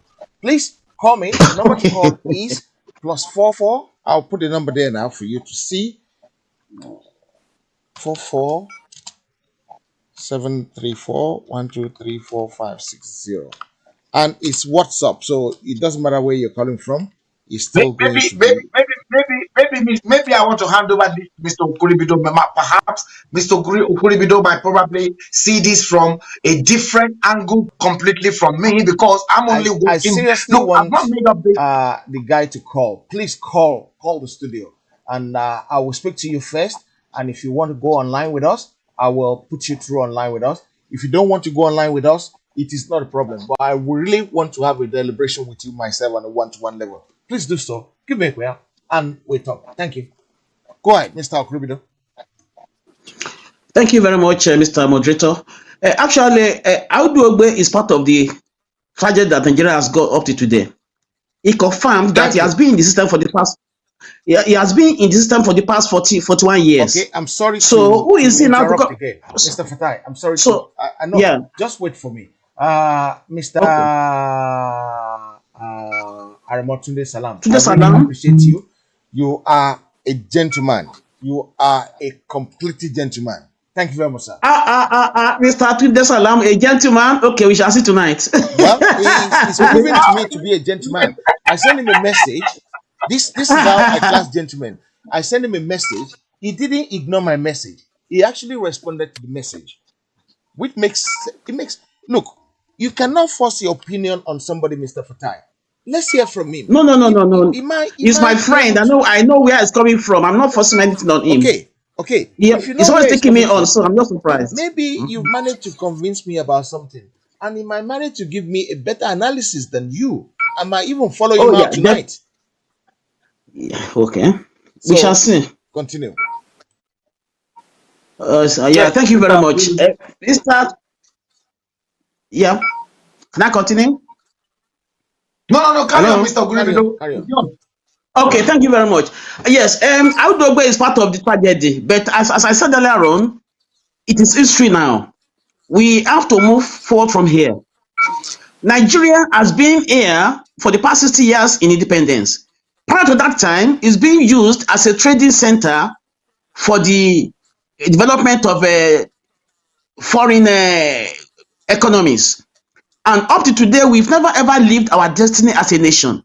More so, those who are being used as stooges to exploit that nation are still there up to today. The narratives has never changed since. So that's the reason why we must try as much as possible and put across as much information as we have to let people understand time has now come for our free. And let me emphasize this tonight to everybody who will have interest to hear. Those who are handling our destiny since 1960, they are ready to let go. But what is happening right now is they are playing on our intelligence and they are playing on our psychology. How is this happening? Yes. last week when we were in the program, I explained how prior to 2015 election, that was precisely around 2014 I'm gonna stop. I'm gonna September. stop you temporarily again because I would like to welcome Mr. Olayomi Koiki, my go-to-get man, Okay. who is very, very, very good at what he does. Very versatile man. I'm reserving that screen for Mr. Tunde Salam. Tunde Salam. Should in Okay. case he chose to go online with us. It's not compulsory. He can only go online if he wants to go online with us. But I'm expecting your call, sir. Go ahead, Mr. Okulibide. Yeah, thank you very much, sir. Now, the point is this. We are being given that opportunity to voice out. And the case of Oduduwa Republic and Biafra Republic is that of a child who refuses to raise up his or her hands for the parents to beckon to carry him and give him a cuddle or a kiss. As Yoruba says that Omo to shikpa òun là ń gbé. The people, the cabal dictating our destiny have been expecting us to shikpa, but we have refused to take on that challenge. They've thrown down that gauntlet, but we refused to pick it. How? Now I will explain tonight. Now, in 2014 September, a group that I belong to were advocating for peace in Nigeria, and we actually carried our itinerary to all the embassies that are here in the heart of London, begging them write letters that please, we don't want war. All we want is just peace in Nigeria because drums of war will then be beaten. And I will summarize this. Eventually, one of the stakeholding embassies invited us to a table discussion, and we attended. During that discussion, it emerged that actually the North was going to go in 2017 because we put across all the problems that we have in Nigeria: corruption, terrorism, Boko Haram, and everything. And the meeting was held for almost 2 hours on that day before we were disposed of. And now, during the meeting, we were actually made to understand when we were showing so much concern and our agitation and anger, everything on that table on that day. And as she was trying to respond to all our requests, at a stage she halted and said, "You gentlemen, why are you bothering yourself about Nigeria? After all, the North is gone in 2017. We were looking at our each eyes. Is this possible? How can the North go?" And most of the time we are in discussion, we put even that particular point across to people though most people, they don't believe that the North can go. The point is the North are ready to go, but they are playing on our intelligence, on our morality, and on our emotions, because they never see us as being aggressive, as wanting our freedom. So that's why they are riding on us. They understand it. It's a mind game that they are playing against the South. And let me explain this to you, sir. When the election came, they never knew that Jonathan was going to relinquish that post. They thought he was going to use the same incumbency power that he used to deplete Boko Haram, because the intention then was for Boko Haram to drive him out of Asorok so Sambo can be there and they will rally around Sambo as the new leader. But because he used the incumbency power, and at the stage, Jonathan even said that he couldn't even differentiate who are not part of Boko Haram in Asorok. That is, he knew that Boko Haram was actually a makeup of Jonathan to unseat him from power. He knew it. But he used that was at a stage, he couldn't trust anybody, even though those controlling the defense of the nation are still Northerners. So that's why he was able to secure his government through the incumbency power. So now that the election was coming, the North thought that he would use the same incumbency power to retain power. And the North was ready to quit if he should do that. All they wanted to do was to create problem within 2 years, between just after the election, creating trouble. So for 2 years or 2017, then they can create trouble in the South, this and that, then go. That was the plan. But because Jonathan released the government to them, so the issue we are facing now about the running over of the South is the next level of their pre-plan to quit. Now that Jonathan relinquished power, they now saw that, okay, what can we do now? Instead of going, why can't we just run over so that we can have advantage? Now that was the reason, that was what culminated in them planting in every sector of our security, a Fulani indigene. So all these things, because we have refused to put our messages across. Who told you that the North has got economic resources? Everything they have in the North are being preserved until they are going to quit. So that they want to destroy all the economy, get all the resources for themselves before they go. That is the plan. They are ready to leave tomorrow. But because we are not making any effort to quit, that is why they are just looking at us. And what happened in 2017, June 6th, Kaduna Declaration? The North youths came out boldly and gave the Indigo 3 months to quit the North or face the consequences of not living. And for the first 3 months of that declaration, which was heard to the entire world, there was not major northern icon and political icon that responded. You were just looking at each other's face. Until about 4 days before the expiration of that deadline that was given, I finally came to say that don't take them seriously. The North is united in one front of political domination of Nigeria. They know what they are doing.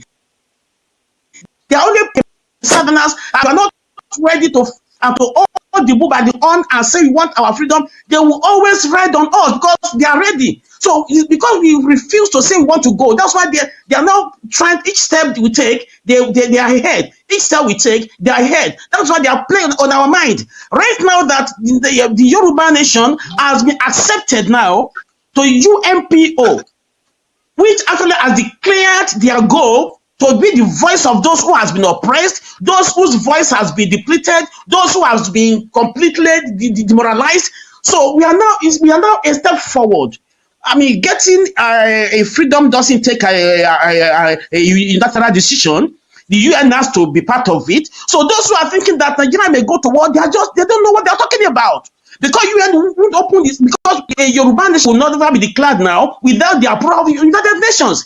The Biafran nation will be declared today without the approval of the United Nations. So we are not people will be thinking that there is going to be arms being taken. I don't think it's going to happen. If the Northerners understand that at a point in time, South is going to go. That is why they refuse to develop the nation. That is why they refuse to give South electricity. It's being used as a weapon of mass destruction. That's why they refuse to encourage the building of federal roads. That's the reason why they left Lagos at the capital for more than 11 years. They never turned back to do anything in Lagos. Lagos was dilapidating until National came and started to rebuild it. So all these things is mind game against the South. Time is now for us to say, okay, we have had enough. Let us go. And if there is a unity of purpose, if our voice is the same, I can assure you, within years, Yoruba nation will go and Biafra will get its freedom. Everything now is on us. Everything, the ball is now in our court to be able to agitate and let the entire world hear our voice, so that from there then we can move on. I'm telling you, they know that Nigeria can never be the same. That they cannot. That 20 boys cannot play for 20 years. They know it. That is why they refuse to develop us, because they know if they release us within 5 years, the economy of southern Nigeria will overrun the economy of most of European nations. They know it. They know our wealth. They know our resource. They know our dream. They know our ambition. We build the entire world as Yoruba nation. We build the entire world as Biafra nation. Across the world, those that are called Nigerians today are southern Nigerians. What effort are the northerners making in sports, in economics, in internet, in everything? Nigerian southern Nigeria was the one that actually discovered internet. A lot of things that are happening that our name are not being put across. But if we have our nation and one of our own is developing something that the world is recognizing, then we'll be able to build ourselves. The whole world can respect us as a formidable force who are ready to lead the world. The Yoruba nation is ready to lead the world, and we have the capacity. We have the integrity. We have everything that it takes to be a world leader, to be a superpower. We know it. We have it. And we have personal resources across the world that will come together. Because if Yoruba nation is declared today, I can assure you, more than 80% of every Yoruba person on the face of this planet, they will return home to go at the bottom of Yoruba land. So please today, let us keep advocating. This is where we are. We have started it. There's no distraction about whether somebody is saying that's wrong. We don't want to know about that anymore. All we want is Yoruba nation now, so that we can please give me Yoruba nation, let me grow. Thank you very much. Go to Olayomi Koiki for figures from Nigeria. because I believe figures have actually turned up quicker than expected today. You know me? Over Oh, to you. oh yes.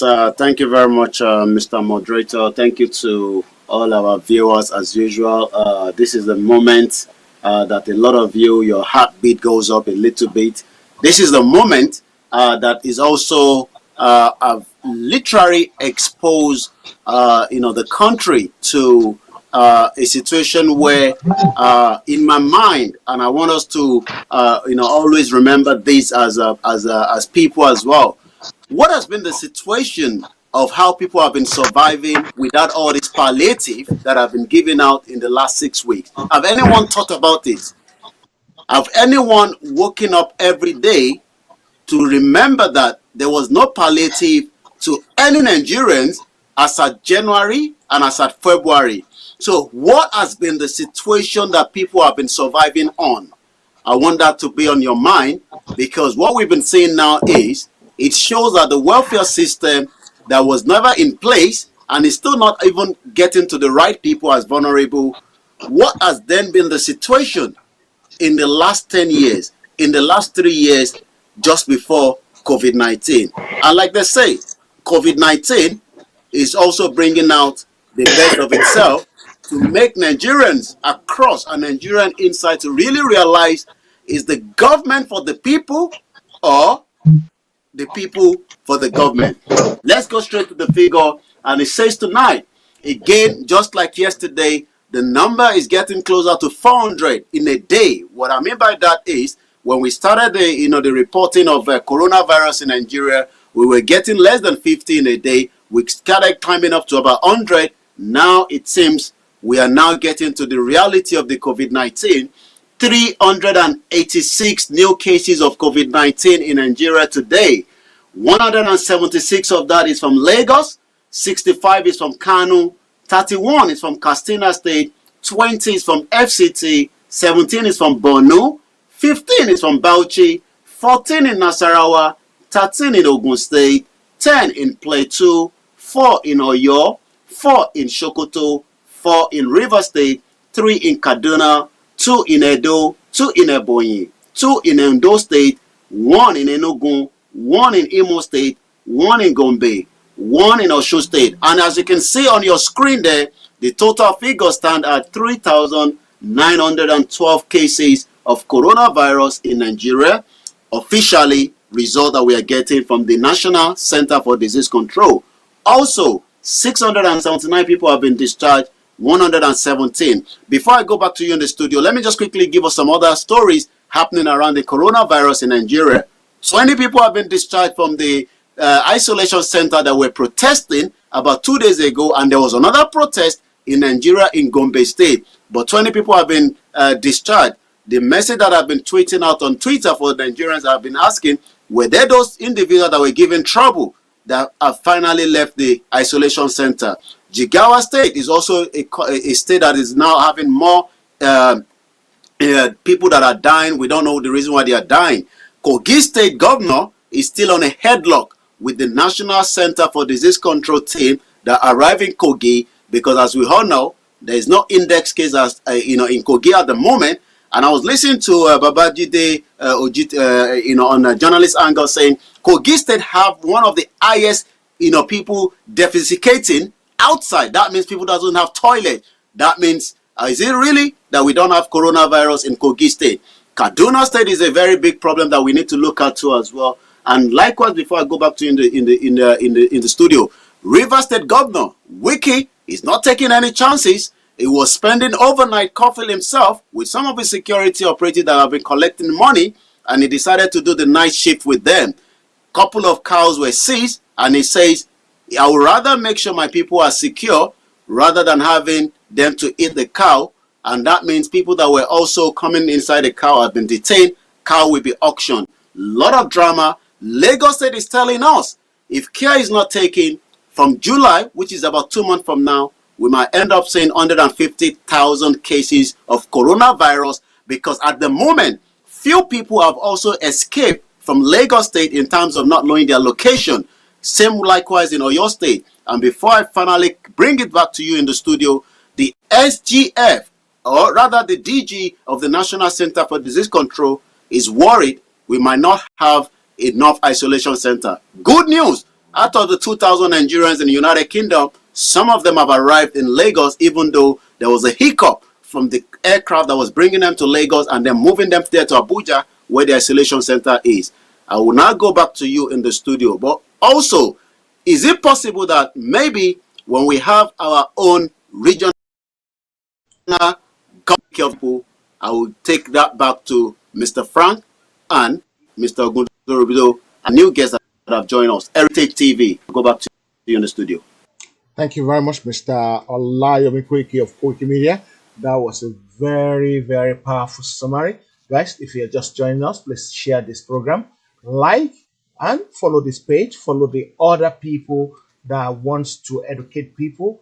Even Mr. Aremo as well. You can follow his page as well because he might be talking sense. You never can tell.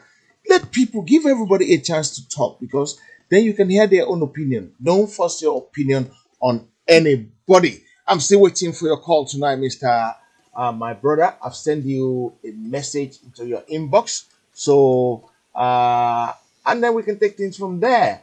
The coronavirus case. Are we going? Do you have any cause to panic? Should we be worried? Should we start panicking? Mr. Fatai seems to know more about this. Fatai Okubido, over to you. Perception is different. My own side of the story is different. If there is a strange thing that is killing people in town, and certain points are being put across, and we are not being allowed to talk about it, there is no reason wasting our time. They say coronavirus, yet when you have a sanitizer in your hand, it can cure it temporarily. When you have your hygiene sort of discipline being taken on individually, yet it will be suppressed. Even as long as every day you go out, you come in, you cover your nose, there are certain air that is contaminated out there that people are breathing in that's bringing them the death. And the reality of that is being suppressed. So if there are people who understand better what is killing people, please let them talk to us and let me learn tonight.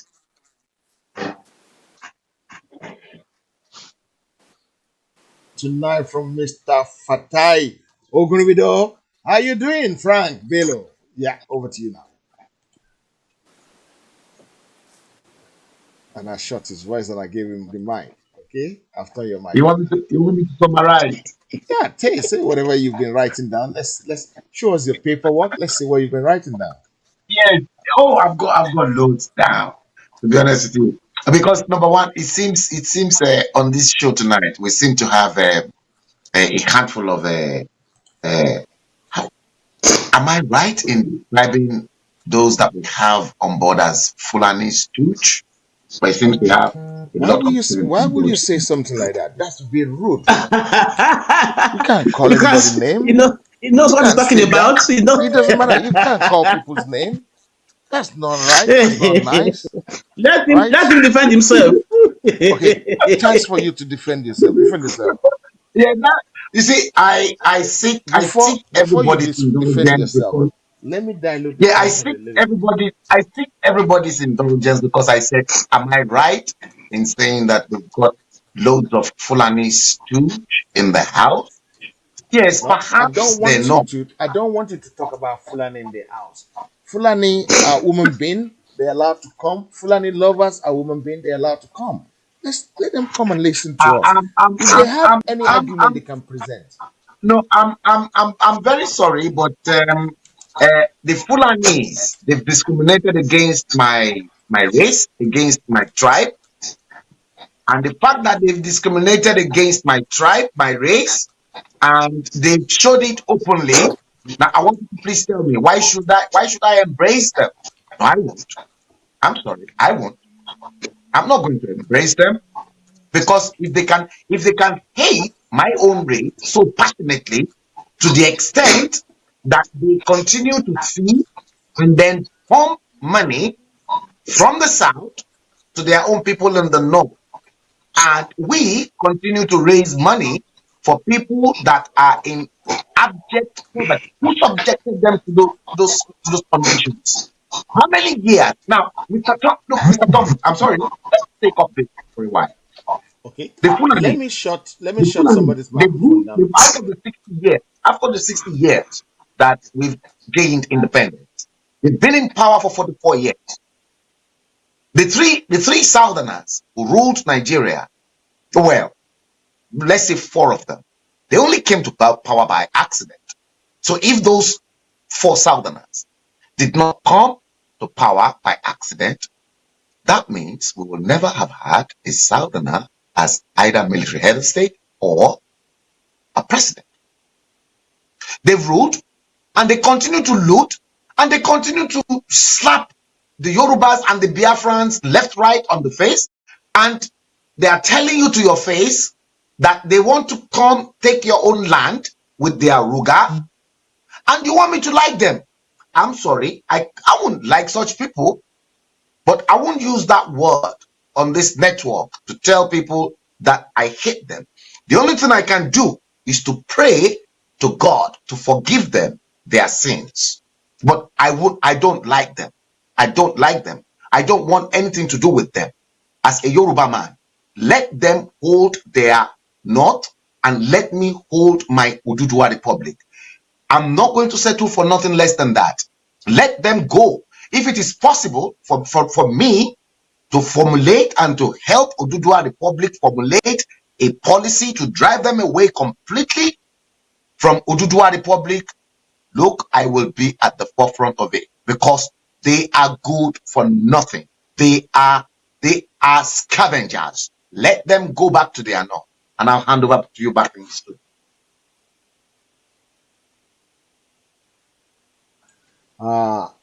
We have some pleasant night tonight. We have some enjoyable night tonight. We have some fantastic night tonight. Should we try and take some controversial comment, not the long ones? Maybe we give it to Olayemi Koiki because he's an expert when it comes to reading that message. I think he went to a Queen school, which I didn't have the opportunity to go to. Olayemi Koiki. Yes, then is a Fulani elite. Not sure what that really means.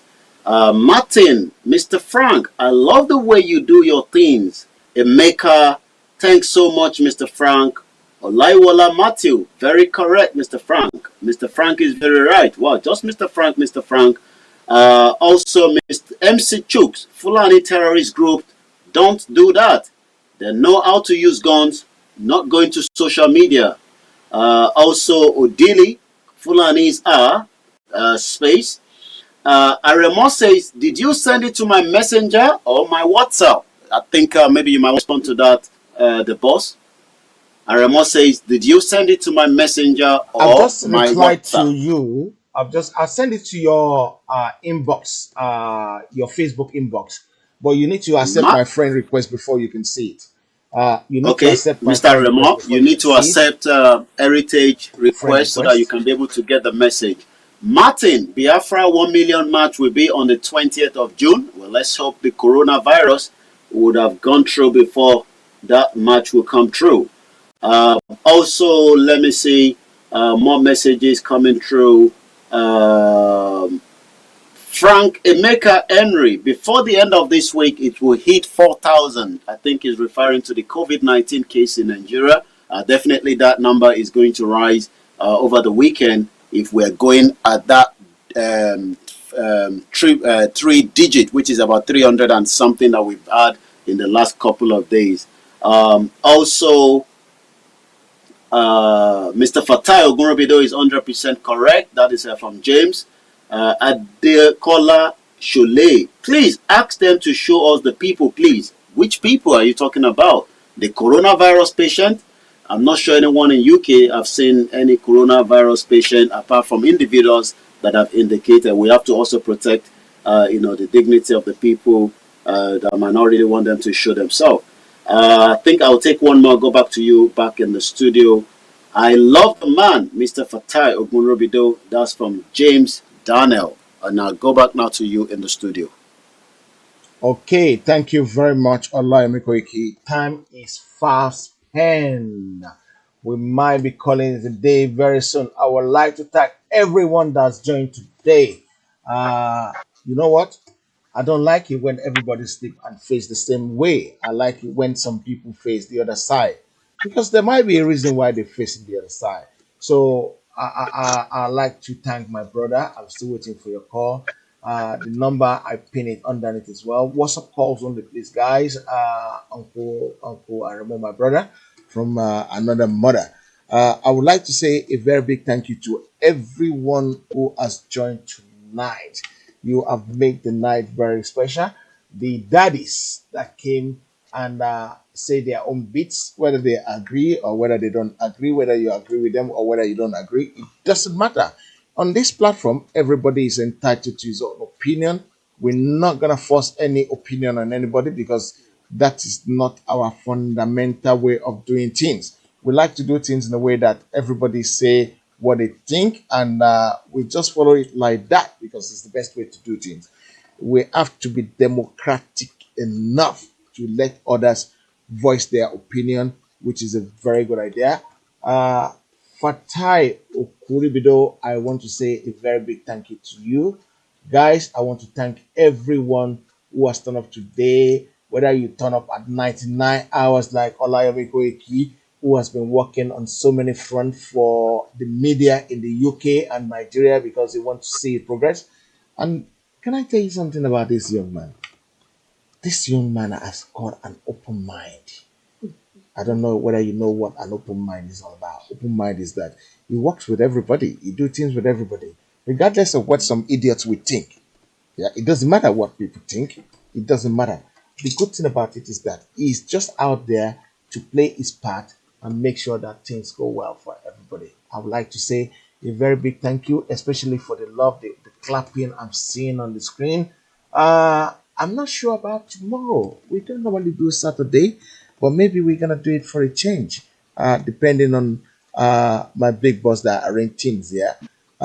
Again, I want to appreciate Jocelyn yesterday. She was brilliant. She killed the show. Hopefully, we will discover more talent. Before the end of next week, we will be back with our news. The news will come in just maybe about 7:30 before the program start at 8. So we will do the proper news. We will do proper news from our studio. And by that time, the app should be back on as well. So everybody should be able to watch things online. I want to appreciate everybody. I think my brother, Mr. Moses, sorry, I have to go. Thank you, Mr. Arimon Salam. Please pop round again another time. And then we'll see what we can do together, especially when we can talk on the one-to-one level without all these people interfering or mingling in what me and my brother wants to talk about. I really want to thank every one of you for watching tonight. Olaiwala Matthew, thank you. Deniza, thank you. Denitope, thank you. Olaiwala Matthew, thank you. Nanso, thank you. Emeka, thank you. Jesse J, thank you. I'm not good at reading people's names. James Daniel, that was quite easy. Thank you very much for coming today. Emma Ugos, thank you. My phone is making noise now. Shola Shole, Euromania, thank you very much. If I haven't called your name, I'm just not fighting you. Thank you, my brother. I've just seen that. I love you for that. You see, you treat people with dignity and you can get the best. Temi, thank you for watching. Timmy, thank you for watching. Olayomi Koiki, take that one over, please. Well, we'd like to say once again, it's been a long week of the politics, their intrigue, their high tempo. I'm sure I was watching Hong Kong Parliament. There was a lot of fight inside it today. So we are not fighting on the screen yet. But we are trying to, I don't think the software has allowed us to punch each other from the, maybe they're designing that when all these individual regions start creating better application and software that would also enable a better Nigeria. I think one thing, like I did mention earlier, If we close our eyes and remember that, as of December, the same people that they are giving palliative never had that same palliative. How have they been surviving in that situation for years and months? We've seen people that have been throwing out all kind of money to people, whether you know them.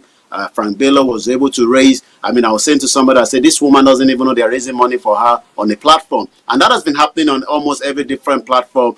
But the question is, how have these individuals across the whole of the country been surviving?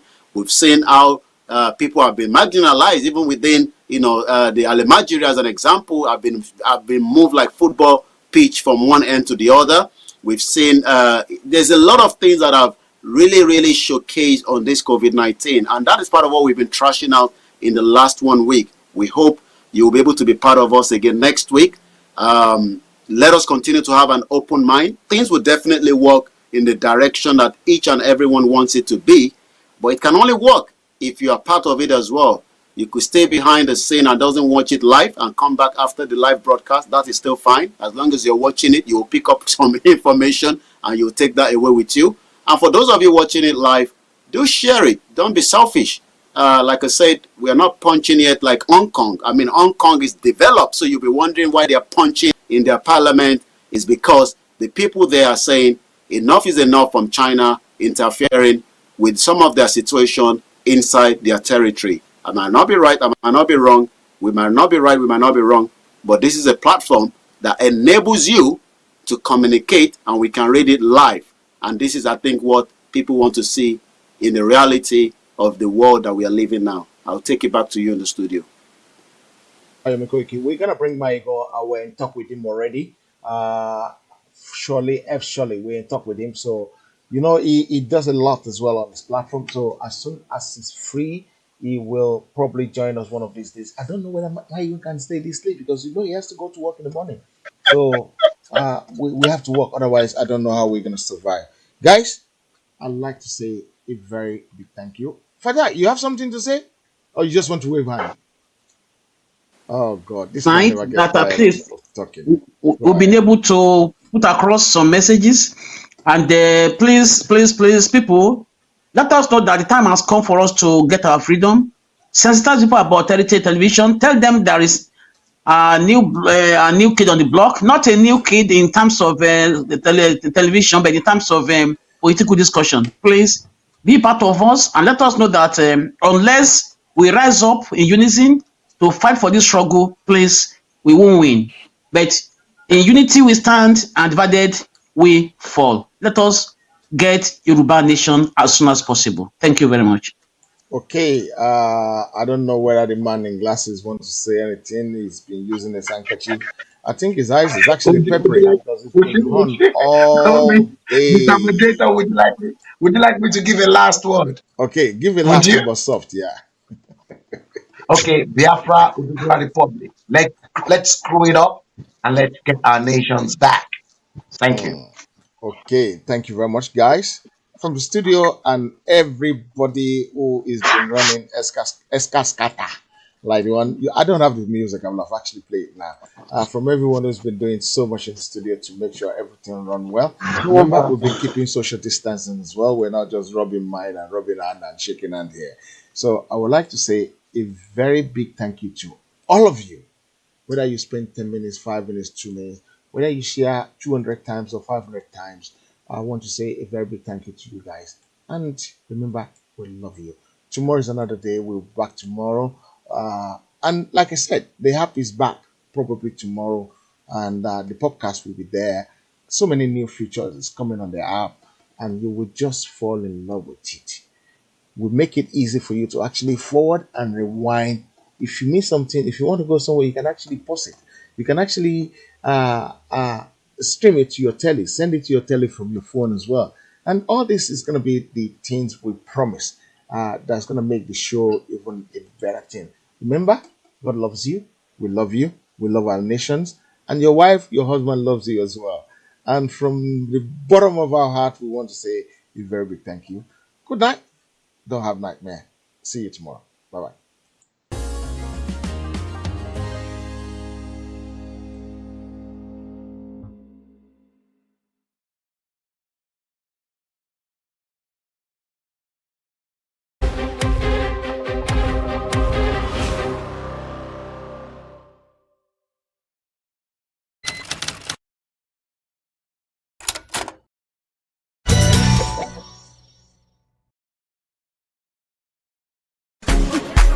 Jerusalema ikhaya lami,